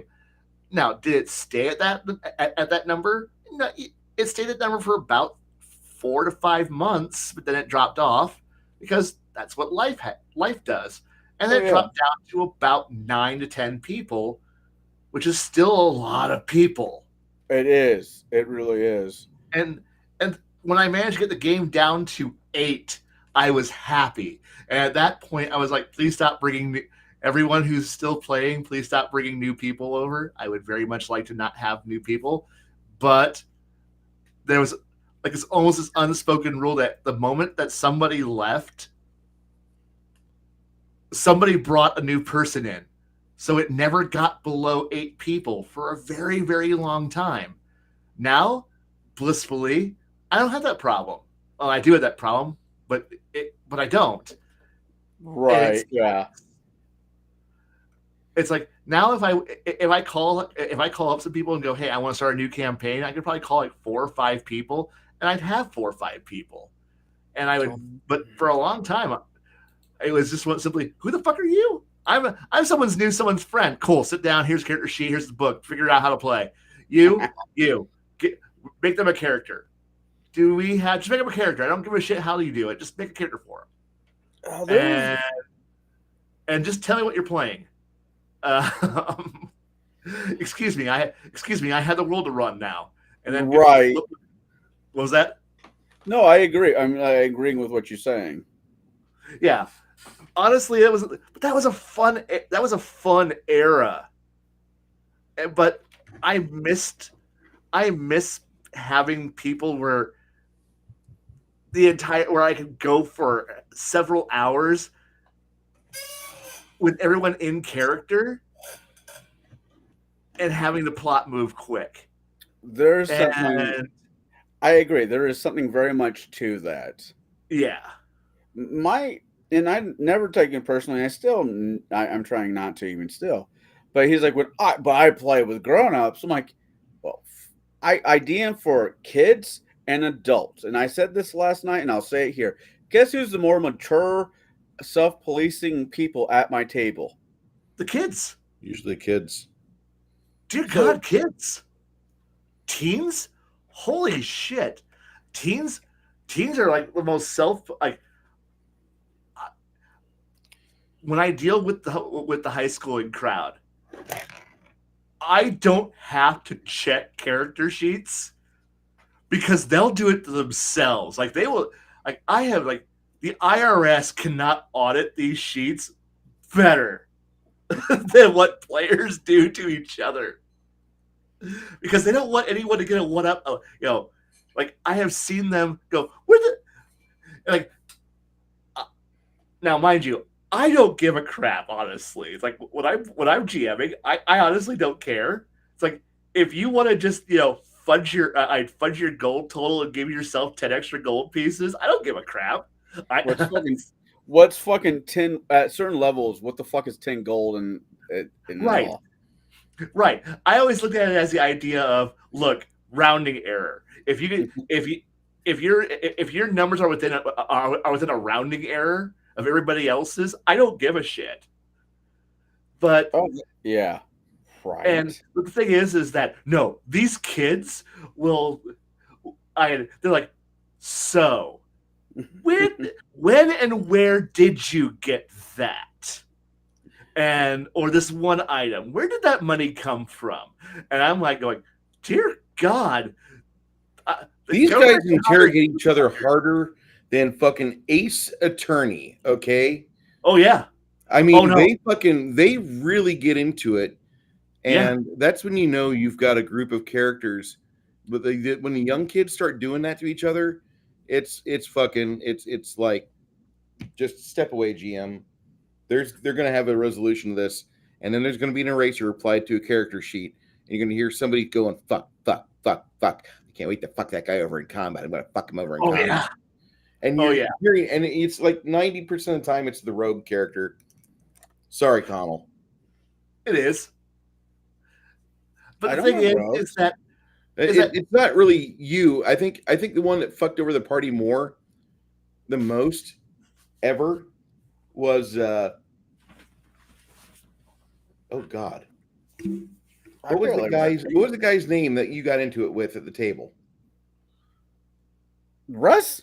Russ tried fucking over the party, like not even like overtly trying to fuck him over, but he was doing shit, and like all of his actions led to just more fuckery for the DM dick to stick the party in the party asshole. Every time Russ started doing something kind of stupid or whatever, like they're on a fucking frozen bridge and they're running across the frozen bridge, and a big giant is coming across the frozen bridge, going to attack the party. And like Russ is there trying to piss off the giant instead of run across the bridge. And so the giant just like takes a few whacks at Russ, missing because of the +4 AC bonus he got. But then he rolled a natural fucking 20. And Russ's character went 3/4 into a big bloody mess. And they had to telekinesis the character. And that's when the giant started running off the bridge towards the players. And the bridge collapsed, taking the giant and Russ's bits. And they're trying to fight gravity with telekinesis. Like, oh no, don't drop that. We need his keys he's got in his bag. And that was pretty much it. That happens like 90% of the time. Like that shit was happening. And if he would have just gone balls out, ran for his little miserable life, he would have been fine. The giant would have gotten one whack every 40 feet, and he would have missed. Instead, Russ did figure eights around his legs for 3 rounds, and it just turned into, oh, I have full attack. Whack, whack, whack, whack, whack, whack, whack, whack, whack. So Icy Bridge, there's nothing holding it up aside from the weight of the ice. Yeah. Yeah, Russ. Well, the other thing it kind of got brought up, and not bitching. I'm really not trying to bitch, but I've had like at least the night to fucking think about everything was talked about last night. It was a good show. I think it was a good show about consequences, and my arrows that I bring up, the magic arrows of fuckery that you do, right, with the force speed and the arrow. I've proven that you could do it. Force speed weighs no more than a fucking marble. Right. I've attached the force speed to an arrow shaft and shot it with my ray curve. There's no weight difference. It works. It works in real life. I know you shouldn't use real life mechanics or physics in game, but fuck you. The human brain works the way it works. Right. And he's like, well, I don't play to win. And I'm like, neither do I. If it's Bruce's campaign, I play to fucking survive. Woohoo! I survived another campaign with another session with Bruce. Now wait, I gotta ask, in that case, when it comes to evaluating DMs, am I on the more Deadly's end of the curve spectrum, or am I at the fucking kitty? Oh God, yeah. I don't know, because I don't play other people's games. Yeah, you are, and that's Okay, awesome. To me, that's an awesome thing. I like challenges. You present a bi-weekly challenge for me. It's like, okay, this game's starting at 1. My character's got to survive until about 8. Then we're cutting it off. How am I going to do this? Kumquat. Wait, what? Fuck this. I'm out. Because I have a wife and a kid to worry about now. But no, I think my 2 favorite DMs. I'm not going to say you're the most lethal, Bruce, but you don't pull punches either. I mean, I did kind of kill the entire party on my. Anyways, that was some miscalculating on my part, and that was me. But no, favorite DMs right now Jade, of course, you, and this guy I play with on my Monday nights, and he's a really good. He's just a really good DM. He is more or less made fifth edition make fucking sense with old school. He thinks the way I do, so it works. But there's nothing wrong with having a deadly DM, as long as if your character dies, I'm sorry. I am so sorry. Here's a piece of paper. Use your d6s. Make a new character. Get back into the game. Enjoy the game for what it is. No character. No, I should say no character. Majority of the characters, depending on how long the campaign in, makes it from the beginning to end. I mean, sometimes you have a full party, but those parties do really, really good at working with each other. And when I'm DMing for kids or even adults, I'll have the Coulson moment where I roll a dice, and if it rolls a 4, sorry, Timmy, your character's going to die. But as soon as I kill the character, the rest of the group normally gels, and we are now the Avengers. Does that make sense? Mm-hmm. And to get around the money thing is if you're a smart player, and I'm sure you people in chat are smart players. Be the characters like, I'll sort the money out. Okay. So we have X amount. We have X amount of players. It breaks down this. Yeah, but there's 10 extra gold. How am I going to? Oh, I know how I'm going to solve that problem. Is everybody happy? Yeah. I just got 3,000 gold pieces. Of course I'm happy. And you got 3,010. It's called good banking. What do you think about that, Kai? You get agree, disagree? Yeah, no, it works. Don't fuck with the guy who controls your money. Don't fuck with the guy who puts food that you eat on the table. Look, I'm used to people playing accountants in my games, so I mean spreadsheets are definitely ledgers and spreadsheets are definitely weapons and tools of war.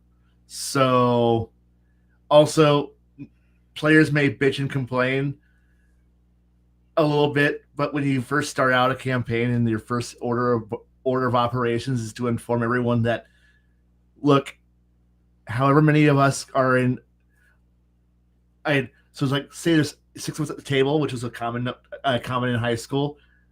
Hey, all of our loot's being divided up 7 ways.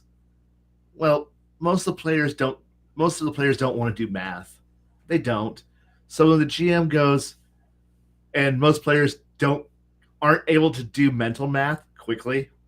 Yeah. So it's like, here's 10,000 gold pieces, and then it's like divide that by 8, and then suddenly divide by 7, and suddenly players go, shit, I can do the math, but they don't want to because they have the party accountant. And in the case of our group, 2 other players who are also watching and keeping their own personal ledgers, as well. But someone may get sick, or underreport or overreport, and then suddenly money's being, the rounding errors are being lost in there, and nobody questions because they're given all the money they want and all they need. They can do whatever the heck they want with it until it comes time for, hey, when did you afford your own personal Zeppelin? Oh, this has actually been paid for with the interest and profits from the investments I made with the Resurrection Fund. Wait, what? Don't question it. Get on board. Oh no. Okay. No. Yeah. Because the party now has their own personal transport that's been bought, paid for, and then the accountant goes, "Oh yeah, it's also first class rooms for everybody, and we all have a Michelin star chef on retainer who cooks for us. And the party goes, "How long have you been enjoying this? You have no idea how much money we actually have all blown." You weren't No, I fine. have an idea. No, I need to remind all of you that you're all wearing your profits. Hey, how much does that +5 armor that also has abilities cost? Oh, this much. And the sword you're carrying? This much. And the ring? Yeah. And you got your own gear, right? Yeah. You all spent your money. Yeah. Remember what I told you? That the treasure was being split 8 ways. Yeah. So there's an 8th person's worth of gear. And I already have enough money to bring you all back twice. So I bought a Zeppelin and a chef and high quality food with good bedding. We travel in style, guys. You know, if you put some lead on that Zeppelin, right? I should say, if you armor that Zeppelin, you could have a lead. Never mind, it's a bad joke, and I'm getting it wrong. The thing is that, or in the case of one game, that same accountant bought a submarine. He bought and built a submarine, and the party was just like, "Are we in trouble?" And he's like, "No, we're not. How are we getting off the island?" And then literally, the submarine, like a bad Bond movie, just surfaces. Just everybody on board. He goes, and that was literally the moment that the party went, "How long have we had a submarine?" He goes, "You guys have not had a submarine. I've had a submarine."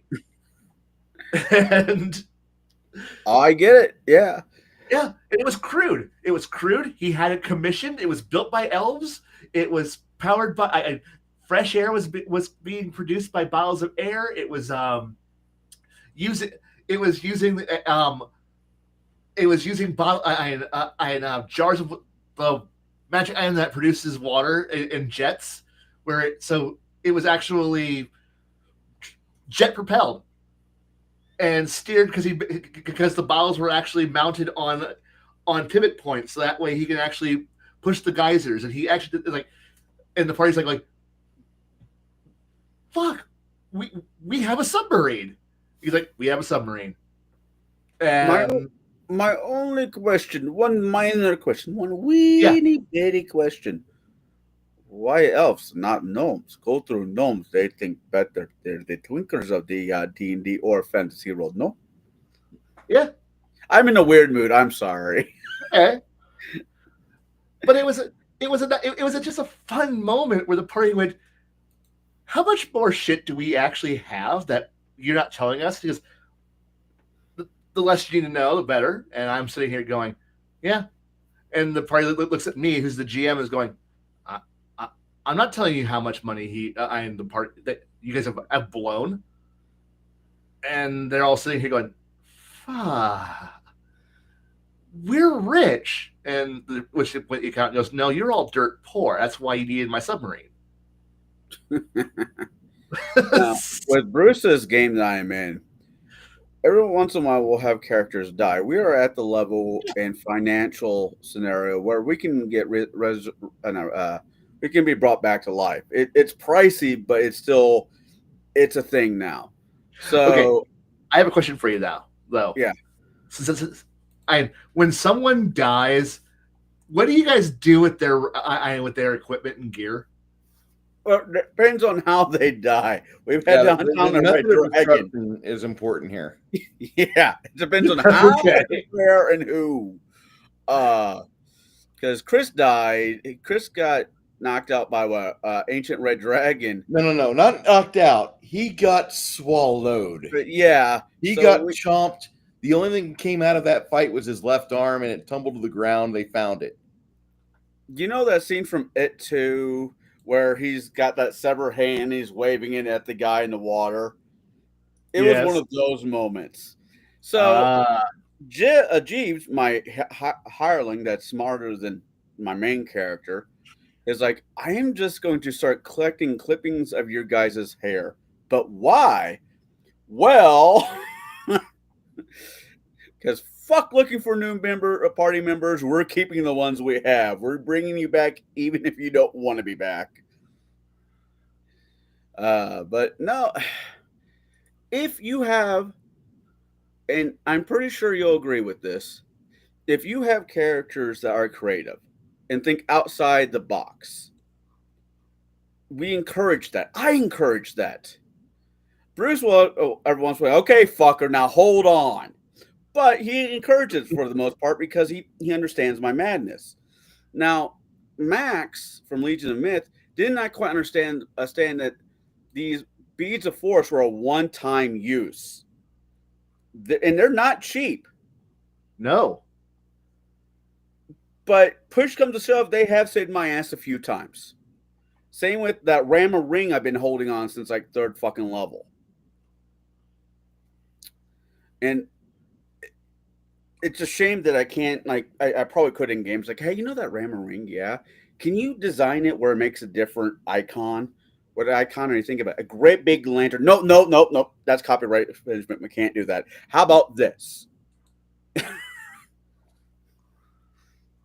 So just be fucking creative. I've gotten in trouble for some of my characters as being very comic book related characters, especially my archers. Because growing up, my favorite two people were Green Arrow and Hawkeye. Their superpower was a stick and a string, and the know-how to make shit work. Plus, heavy dose of MacGyver in the '80s. You get weirdos like me.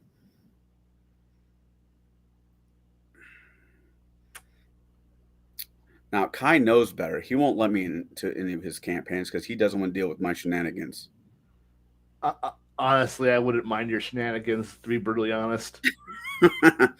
I will play Remy, the swashbuckling musketeer. Look, I will gladly have a character die. A character die screaming under a burning wagon. So, yeah, don't.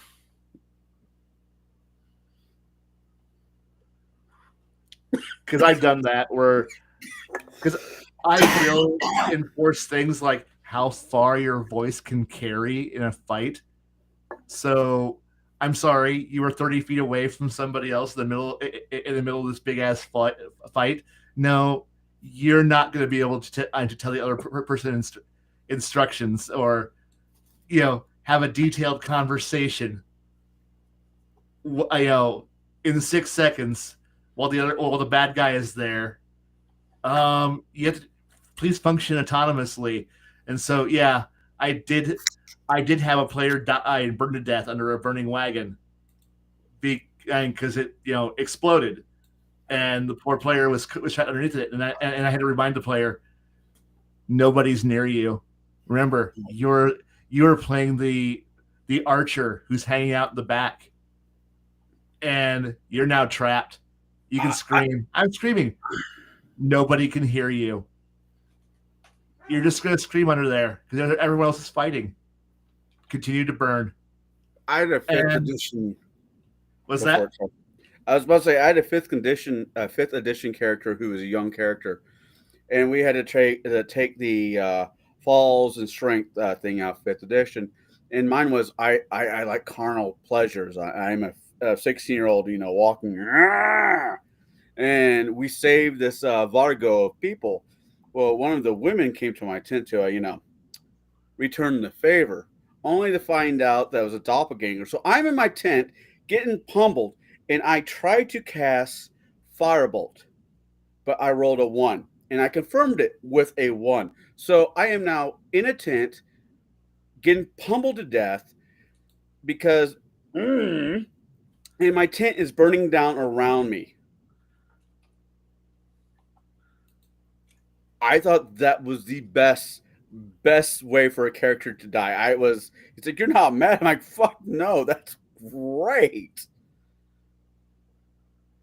So I agree. I think part of the problem is, and this is not a jab at any of the players in Bruce's campaign or whatsoever, a lot of people have not been in combat situations. I'm not talking about military. I'm talking about fighting. It seems like people don't solve their problems with this anymore. They sue, they bitch, and they whine on the internet. I did boxing for several years. I know exactly how much gas I needed in a tank to make it through a 12-round match. How does a fucking wizard do that? How does the rogue do that? I'll give a pass to the fighter, the paladin, the barbarian, because he's so fucking raged out he doesn't know any better. But how does the rest of the classes understand what 3 minutes of hell looks like? Very few. So if I have a DM that's actually kind of hard on things, like that guy right there, I just appreciate it 10 times more. I just wish you'd stop going after my fucking bow. That's why I made it. That's why I made a duplicate. Fuck you. I got another one. And if he goes after that one when I have some more money, I will have a set of fucking 6 of them. Oh, you broke this one? No. Oh, look at this. And, how many of those do you have? I'm Batman. Don't ask. You need to start building a bigger, better, scarier bow. My bow's not bad. It's not broken. It's the feet tree that I use, the small little gimmick shit like the beat of force of other things, holy and gravity bow. It's really not that. It's not that. I'm doing 6. If everything goes right, I have if I have gravity bow, let's see. If I have a bad guy in front of me, evil, just not bad guy, but evil, with gravity bow on plus the bonuses that he gives for training and whatnot, I'm sitting at 66 for damage, plus another, I want to say 12 because of feats. My bow is not incredibly broken. I just know how to build a survivable archer. Now, if I hand my character off to Chris or to Jade, you're going to look at a completely different creature. It might be 10 times more powerful. I might be cutting my own fucking toes off, honestly, when it comes to stacking and everything. But I know what works for me, and I know what works in most campaigns. So, no, I'm just saying, you're at a good point where your skills are great. Now you need to start having more fun as, with just being more creative. Start going Monster Hunter and like levels of weirdness for bows. What is my fucking classes? Hold on. That's me. Arcane Archer, Fighter, Rogue, Wizard 1. And right now, unless this campaign goes to 25 plus, I really at the point of where do I start? Do I stop putting ticks in these classes and find a new toy? Or if it's just going to 20, then I need to round out this. I need to get to this in these 2 classes to make the final, the final thing. But you never know, how long your character will survive, to keep in mind. And we don't know how long the DM is going to run that particular campaign. He might get a weird hair up his ass and decide, I know we've been playing this for the last umpteen years, but I was going to go this way. I'm now going that way. And we're wrapping this up. So unless you can get it written down, yes, this campaign will last to level 25. I know that Pathfinder doesn't do epic very well, but 3.5 epic is workable in the Pathfinder thought processing. I've got a theory for post 20th level, and you're going to see it here in about a year or two. Okay. I really don't like the idea of the game topping out at 20th level. I like the idea of a brass ring. You know what I mean? Like sometimes you get like the the fighter, his brass ring, according to the core rulebook, is he never has to confirm for critical hits anymore. There's other brass rings a fighter can choose according to one of the splat books, which I have, but that's the one that the fighter gets. Right. One of the other ones that the cleric can option for out of that same splat book is the cleric can take 4 extra channel attempts at 20th level. Either 4 or 6. Something disgustingly huge. Gotcha. Also, at 20th level, I mean, to me, the game doesn't really like. You can project further by just using patterns and how the base attack bonus goes up, by how the saving throws go up. And if you get spells, like if you want to keep leveling up that class, even a prestige class that gets spells, you're not going to get any more benefits really, but you're going to get increased saving throws and increased spell access. And what that does for you is that will allow you to throw meta magic feats on those spell slots you've got. Right. You don't really get better spells. You're still capped out. If you're a 4th level caster at 20th level, you still get up to 4th level spells. And you can just, keep slapping new meta magic feats on them. You can keep doing things like that. I think that works. I think that's really the best option. Yeah, I agree. Now, if we go past 20 in this campaign and Chance is still fucking around for that long, then I might reach out to this guy right here. It's like, hey, I'm stuck. What do you think? I don't know. I've also been bouncing around with the thought processing I had last night about druids, where druids use divine magic for their spells. And I've never exactly been groovy about that. I think nature has its own magic, its own force. It doesn't have to be a deity. He gets spells from nature. And I don't know. I need to put some paper to pencil to paper and actually figure out this thought processing. You should. Yeah. Okay. I kind of want to retool. I mean, I'm not going to pull one of you and try to make my own system because I'm just not. But if I can retool, at least Pathfinder into something that makes sense, that's different but still makes sense to everybody, I don't go that route. I mean, I think one of my favorite characters to play, and I've yet to find another DM that's willing to do this, is I want to play a Warforge. Okay, what kind of metal do you want to use? I don't want to use metal. What do you want to use? I want to use the wood that's steel. That's hard as steel, right? Okay. What class are you going to play? Druid. Now we got Transformers Beast War. I don't think Kai or I would really get upset about that. No. Kai, don't you like Beast Wars? I like Beast I Wars. love Beast Wars. But the thing here, okay, look, I'm wearing the Decepticon Cobra shirt here.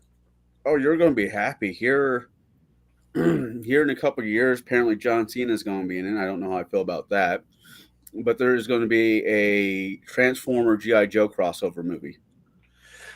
You know what? After the previous ones, sure, cool.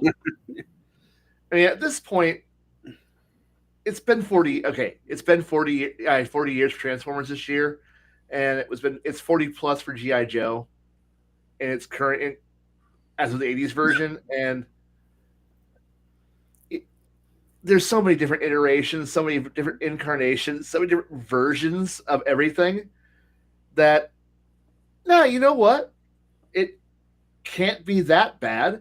I mean, it could be the IDW version of G.I. Joe crossover with Transformers, which had Cobra finding the Ark before it was activated and reformatting all the Decepticons into Cobra vehicles,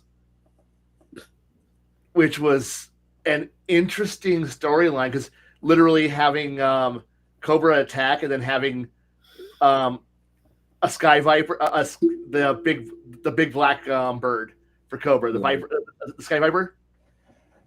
Who turned into the God damn it! What was the A10 Warthog? The Rattlers. The Rattlers. Yes. Yeah. No, the Seekers were all the Rattlers, but Starscream was the Raven. I was the Raven, and and Cobra Commander was riding along in it, and he was keeping Megatron trapped in pistol form on his hip as a pistol. I'm sure that wasn't going to end. Oh no, that backfired. But by the end of the miniseries, no, that backfired hardcore. Mostly because of the fact that when Megs finally got the ability to transform again, he managed to kick both Starscream and Cobra Commander's butt. Because, well, it was a nice homage to the fact that they're both voiced by the same person in the 80s, Chris Latta. And so it was kind of funny watching Megatron just beat them both up and making a comment of, "You two sound way too similar for my own sanity." And it was a nice nod, but it was fun because now, mind you, there was Major Blood dies in it because of the fact that Soundwave is his tank when he finally decides to get control of himself and freedom, transforms back into being a robot mode and doesn't let Major Blood out of his tank before he transforms. So he gooed Mr. fucking Major Blood all in the insides. Yep. Now, that was the point when the comic goes, "Oh, hey, things are going off the rails," when you literally kill Major Blood right there on page. There's a few. Go for it. Now, mind you, I like Major Blood. Major Blood's one of my favorite horrible bad guys because he's trashy and hilarious. You really got that right. He is such a schlocky son of a bitch. He gets bad poetry while he's fighting. What do you expect? I love him. He's dumb. Edrin. He's one of my favorite bad guys of all time. He's got an iconic look. That's why. They did a cartoon. Well, it was first a comic book, but they turned it into a cartoon where Batman meets up with the Ninja Turtles. And it was actually fun. I don't mind jumping the script as long as it's a good story and it's actually fucking fun. Yeah. I mean, I've read the crossover with He-Man and Superman, and that was interesting. Now, there's a picture out. Wait, which one? Did you read the one from 1984? No, the more recent one. Okay, because the one from 84, there's a comic where Superman is fighting two cowboys that are riding flying horses through Metropolis. And a magic portal pulls Superman into Eternia, and there's 16 pages of Skeletor beating He-Man at a mind game, getting a hold of the sword, half the sword that he needs to unite the two swords. Because one of the things about the toys was you could unite the swords from Skeletor and He-Man, and they would slap together. Oh, yeah. And you could keep them together. And then, there were parts of Castle Grayskull that you could stick the sword in, and you could lock it or unlock it when the sword was fat like that. Oh, yeah. I remember. Yeah. So, Superman comes in, and he gets into it, and Evil Lynn blasts him a few times. He's really weak to magic, you find out. And then you find out that he's got a way to get around and help out He-Man and put himself in position to grab the swords out of Skeletor's grasp and get them back to He-Man, and then he goes back to Earth. but that was 16 pages. 16 pages of Superman beating the shit out of like Beast Man and other characters. It was pretty fucking cool. Could you imagine if Superman? Because they didn't do it even in the updated one. At least I don't remember them doing. I've drank and slept since then. Where He-Man would have called the source and had the powers of the universe, using the sword like Adam does. And I just I like certain crossovers. Some crossovers are dumb. The Doctor Who Star Trek one was kind of dumb. They basically had the Borg hook up with Cybermen. Whenever you talk about Doctor Who and Star Trek hooking up, I always get tempted to contact Garrett, like paging Garrett. This is a conversation you should be here for. Yeah. Speaking of people, I saw Sean earlier today. Sean Guyman? Yeah, he's starting to look like he belongs in the cabin out in the woods practicing brown magic with the animals. Okay, I'm just going to let you know that whenever he gets into winter mode, he turns into Grizzly Adams. Yeah, that's what I'm talking about. Yeah, he really gets all grizzly. Like Grizzly Adams is less grizzly than like Chuck Norris gets his beard tips from Sean Guyman in the winter.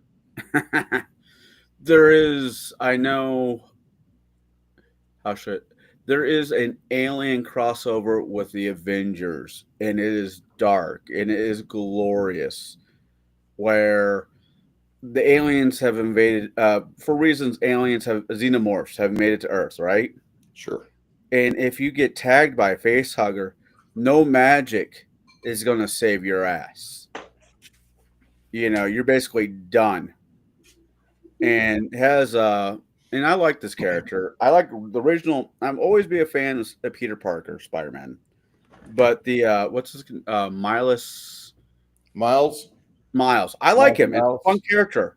It's a way to make it work, I guess. Anyways, Miles, whatever his fucking name is, has this venom, and the face hugger attaches onto him, and everybody's like, "Well, fuck, Spider-Man's done." The symbiote just eats the face hugger, and it is just awesome. There's like only a few of them left of superheroes. I mean, the Xenomorphs just wreck shop, which what they should do. All the mutants have basically took a portal and said, "Fuck Earth, I'm out." Apocalypse is having the best day of his life because it really is all about the strongest surviving. They kind of fuck with the Hulk, but not much. Not much hurts the fucking Hulk. And so it's a fun read. There's only on the second cover of it, and it's fun. I know. I think you got out comic books there a while ago, Bruce. Yeah, I've been out for a bit. I would say this one is actually worth the read. I just finished reading for the third time Ronin. Oh yeah. Oh, it's so fucking. If you don't tear up a little bit, you're just soulless. Yeah. I have all the fucking turtles to fucking survive. I'll leave it there, but fuck. Now, Kai, I love that shelf. That looks like it's only hanging on by a wish and a prayer because the mountain of knowledge and wisdom and history that's just binding up on it is magnificento. It's very heavy wood. This one's not breaking anytime soon.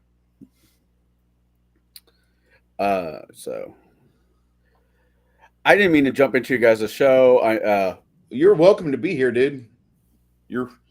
Listen, I don't get a chance to be on fucking Table Breakers, and I'm not going to have a chance to do it with the Monday through Thursday night schedule. So, well, we don't know that quite yet. We don't know what your schedule looks like. Yeah, I'm still technically unemployed. So I'm just saying. Okay, I told Shadow if he can actually make it a year without smoking, that me and him at least, I will shave my beard. I'll shave my beard off and turn my mustache to look like one of the three musketeers. I mean, you're fucking already there, so Yeah, I've got it. I just got to get rid of this fat fucking thing here. that thing right there. Yeah, get rid of that. Get my man chin back. So this is why I have this. I used to have a severe like fucking I had a neck. Now I don't. We all had a neck, brother, when we were younger. Yeah. My aunt sent me a full album, the second one of me in boxing shape, me surfing, me playing tennis, shit like that. And my daughter's like, "That's not you." I'm like, "That's me." She's like, "What happened?" I'm like, "Life, your mother, life."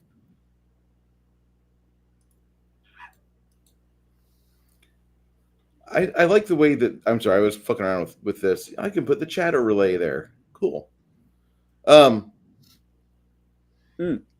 I've been worried about you because like you moved in closer to her and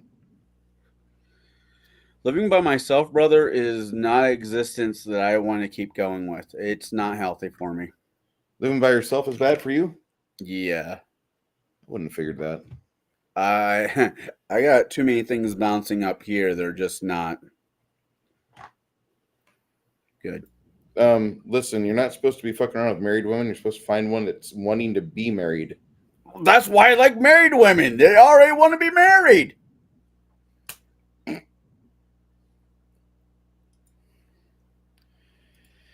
Hey, I tried to branch out. And what do I find? I fucking find a flat earther. I will fuck crazy, but I will not fuck stupid. You're doing pretty good. It's contagious. The longer you are with those stupid people, you become stupid. It's like being a Republican. It just doesn't work. The problem with being Republican isn't like the fact you've got Lauren Boebert and Marjorie Taylor Greene and fucking. I want to go to musical with that one. I want to go on a date with Lauren Boebert. I want to go to a musical. Oh man, if AOC was like lost AOC's their AOC's a prude compared to Lauren Boebert. You go out with Lauren Boebert, you're at least getting a handy in a dark room filled with people. Yeah, but I dollars to donuts. I bet you AOC knows how to dance. I don't give a shit if she knows how to dance. Oh, see, that's sexy. That's great, but like the purpose of dancing is eventually you entice the man so much that he picks you up and he plants you on his dick, and like you're right there in the middle of like a crowded room, just like impaled. Did I say? Damn it, Bruce! It sounds like you like group sex too much. Stop it. The problem. I'm sorry, guys. I've been drinking a little bit. I stopped taking my painkillers earlier this week, so I started going back on beer. I'm not gonna fault you. Honestly, since I've had my scare for the second time in a row, I've not been drinking. I'm not saying I'm giving up on drinking. I'm just not. The urge is not exactly there. I mean, I'm not saying the urge for a cigar has gone away. God, you're never gonna get rid of that one. I bought into a cigar lounge and shop. I'm a business partner. I mean, I'm already halfway, that's halfway of my retirement plan. I'm still working on the other half, though. I just need her not to be married to that guy. At least you have hope. Hey. No, it's not hope. It's not a matter of if. It's just a matter of when.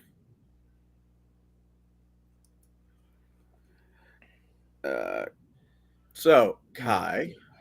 Yes. Have you read any of the Dan Brown books? Dan Brown. The Da Vinci Code, Angels and Demons. Oh, God, no. Damn it. I want to have a conversation about turning Da Vinci Code into an RPG. Okay. That's not hard. The magical trick here is going to be quite simply, can you throw together some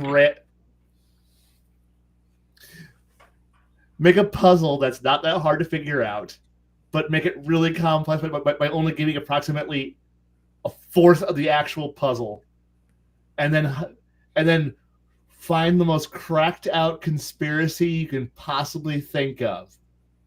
Like Jesus was married. Got you. Well, it doesn't have to be that way. I mean, okay, okay. No, you can just make up some mystical, magical bullshit story. Like the last emperor of the previous age of mankind is actually the last descendant son of something powerful, and that the lost secret treasures of the nightly order of hamburgers just like has their that got looted by the usurper king is still being secretly guarded by the last children of angels, and of course the secrets to where this treasure is that could possibly save mankind is currently hidden in a mosaic that was written in the back of a Walmart that that could be could be demolished. So we gotta beat time so we can get to the Walmart before it's demolished because it's the back of the Burger King, and only if you're there at a certain time, so the sun can come in through the hole in the eyeglass shop that will hit the mural at the back of the Burger King. I see some Indiana Jones in there. And now, but only if you look at it through the gems of the paper crowd. Yeah. This will now tell you where the secret hamburger knights have hidden the last treasure of the ancient god emperor's loot. And now you must go there because it's also being secretly guarded by the last Walmart door greeter. I guess I see where you're cooking. And Six Nation, to be honest, I'm a practicing Catholic. I'm horrible at it. That's why I go twice a week. I have less of a problem believing that Jesus was married to Mary than he made it to Ireland, because that one got pushed around the table a few times as well. I mean, am I wrong about how these are how these books work? Yes, kinda. I did you see the movie? No, I avoided them like the plague. Historically, if you take out all the Bruce, did you see or read the book? Which Dan Brown? No, I stay away from that shit, man. Oh man, I have a hard enough time with people whenever they ask me questions, and I'm like, to let you know the honest truth, I'm a young Earth guy, so like I'm not even going to agree with Dan Brown. I'm sorry. the idea that the churches, because Peter and Paul were both historically fucking dicks. Basically, Jesus wanted to leave the church or the faith concept to Mary, and Paul and Peter were basically gonna. So she went out. She disappeared, and so Jesus had a kid. It's a bloodline thing. If you take out all that stuff, the historic, a lot of the historical stuff that he has in it was well researched. It's like Michael Crichton. Michael Crichton did a hell of a job. Say what you want about his books, but his research on certain aspects was superior. And I like intelligent books. No, do I buy it? I buy like out of all of it, I buy maybe like 30% of the Da Vinci Code, and the other 70% not so much. But if you put down solid proof that you can actually look into historic in books and history, and it kind of links up, I can respect that. Like I look at the Dan Brown stuff the same way that I look at the factual knowledge and factual historical content of the movie Under the Rainbow being inspired by the hijinks that the midgets for the Wizard of Oz were drinking and partying hard like Andre the Giant, destroying a hotel that they were staying in. But there's no evidence that ever happened. Yeah. But they still made the movie Under the Rainbow. And Right. Dan Brown, like you've got a pile of fiction about Jesus Christ out there. If you want to go grab it and select it, fuck it. Yeah, it's yours. I refuse to believe it. That's fine. I I just like well thought out literature, not some candy cane, cotton candy bullshit. But I read. I at the same time I read the Dresden Files, so you know. You know, the Dresden Files does have a fictional value. Yeah, there is a glass bean in Chicago. But every time I'm in Chicago, I do go flick the bean. If you get it, you get it. If you don't, well, go start I think dating. we all get it. I'm not talking about you three. I'm talking about the fan chat. But no, I should have reached out to you, Kai. I hate bothering you. I hate bothering anybody, honestly. I understand. Uh, Should endeavor to bother people more, Connell. yeah. I just, you know, I believe that there's people that will disagree with me on the young Earth concept. It's just that I I'm not sold that it's millions of years old. I'm thinking maybe 100,000 years old at best. Probably in the 5-digit thousand years old. But we have historical proof that says it's. I'm not going to believe something that science said because science is like, we're going to audit ourselves and we're going to audit ourselves properly. It's like Congress. We are investigating ourselves and we have found no wrongdoing. Matt Gates did nothing wrong. He just happens to win the chair again, but leaves to go be on Newsmax because he did nothing wrong. I don't give a shit about Matt Gates. I think he's great.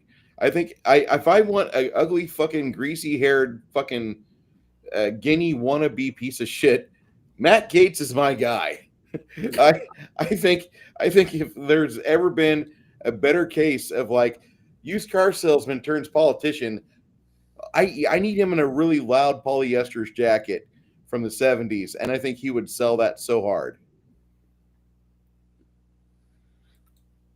I like Matt Gates because he's a firebrand.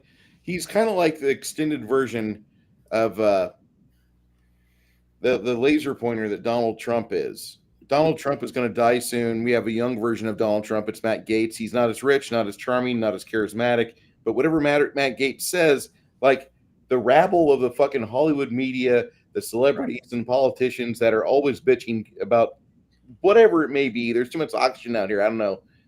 But like they look at what Matt Gates does and they're like, how dare he?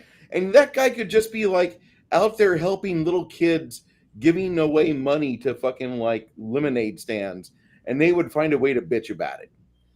Oh, I don't disagree.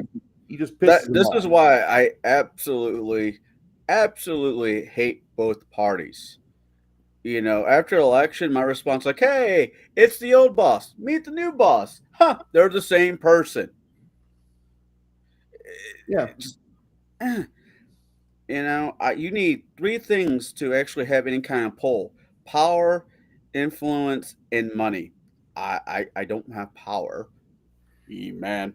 I don't have money because, well, I just don't.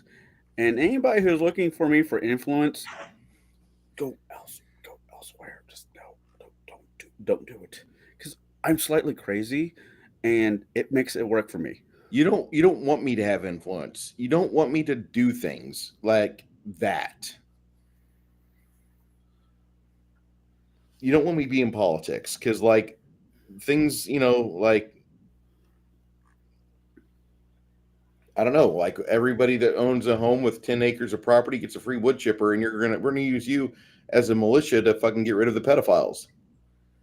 I'd vote for that. And that's just free fertilizer for people with over 10 acres. That's actually bullshit. If I was a politician, and I had any sway on the board of education, I would make it where we are taking out some bullshit class that we don't need, race theory, because we all know we're all racist. Everyone's a little bit racist sometimes. And turn it to a RPG class because it goes with your English class, it goes with your math class, and it teaches kids to use their imagination. You know, But Connell, we were doing pretty good till came back and I tabbed over, saw that Kai was passing out, and I'm like, oh shit, that explains why he's quiet. is it going to turn into a pumpkin? He's already there. Yeah, mostly. Gen X is best left alone until shit isn't. Yeah, yeah. Yeah, I, and I think I do a pretty good job of being Gen X. I Like, know. I know age wise, I'm not Gen X, and I accept that. I'm a geriatric millennial. But that being said, most of my friends are Generation X. I hate people my own age. My generation just needs to go die in a closet by now, himself. actually, the millennials are starting to like get their own political identity now that they're getting some experience behind them, and I think that's going to be kind of pleasant to watch. I know that sounds really weird, but I want to see how that turns out. I already know how Gen X is. Gen X was a bunch of slackers that had nothing to protest, but we protested anything we could in the 90s, Hmm.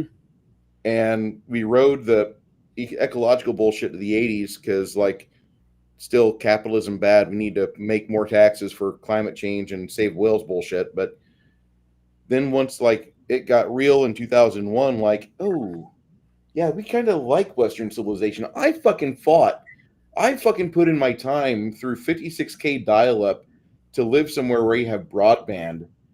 And I'm not going to let some fucking pile of shit from 600 AD and his cultist fuck over my reality. And Yeah, I that's think fair. the majority of people really want to have like civilization. Not all of us want chaos. A lot of us want freedom, but like we want a regimented style of freedom where, like, I have a lawn, I have a fence, I have a garage with a little mower inside, and I don't have to mow my lawn, but I like to mow my lawn. I think that's the majority of what Gen X wants. They're not forced to do things. They're creatively enabled. You bought this yard. You want this yard so fucking much. At least make it look nice, you motherfucker. And the guilt of the weight of possession will force you to get a weed whacker and a lawnmower and an edger and fucking learn how to fucking get a green thumb and do shit. And eventually you become your dad. I've seen those commercials. There's an insurance agency out there that's trying to keep you from becoming your parents.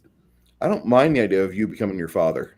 No, I Not do. you becoming your dad, because we don't really have an idea of what your dad's like. Oh, I do. No one needs to know. Okay. I I keep putting out Father Day cards up in my local gas station, and in the off chance he decides to come back.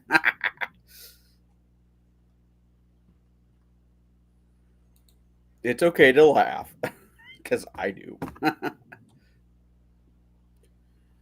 uh, but no, there was I can't pronounce his name. He's supposed to be making in a new department with Musk, the Indian cat. I personally think this guy's an idiot. I don't think Musk is an idiot. He makes me worry, but I don't think he's an idiot. But this Indian guy made a quote on Twitter where we celebrate the quarterback and ignore the more or less the smart kid. That's the problem. Where I'm sure Kai over there can run fucking circles around most people I fucking know. And he probably deserves a better job where his influence would actually be he's fucking useful. But because of whatever fucking reasons, we got fucking jerk offs in government that were the quarterback, the prom king, the queen, prom queen, just jerk offs. Chris is quite brilliant. I would love to see him just do. I'd like to see all my friends do great, but you get where I'm going, right? Yeah. Me, I'm a schmuck, but I'm a loyal schmuck.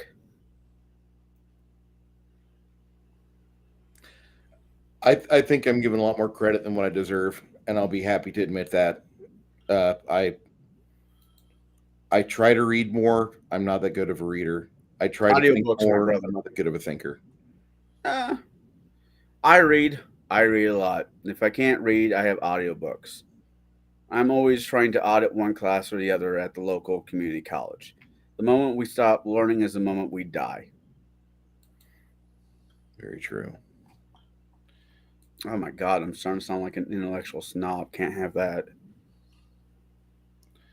Vivek of Morrowind. Yeah. We went to the yard, but not the HOA bitching about how to maintain it. Oh god, have you been watching? Try not to watch the news, but there's this HOA going after this farmer, which has no.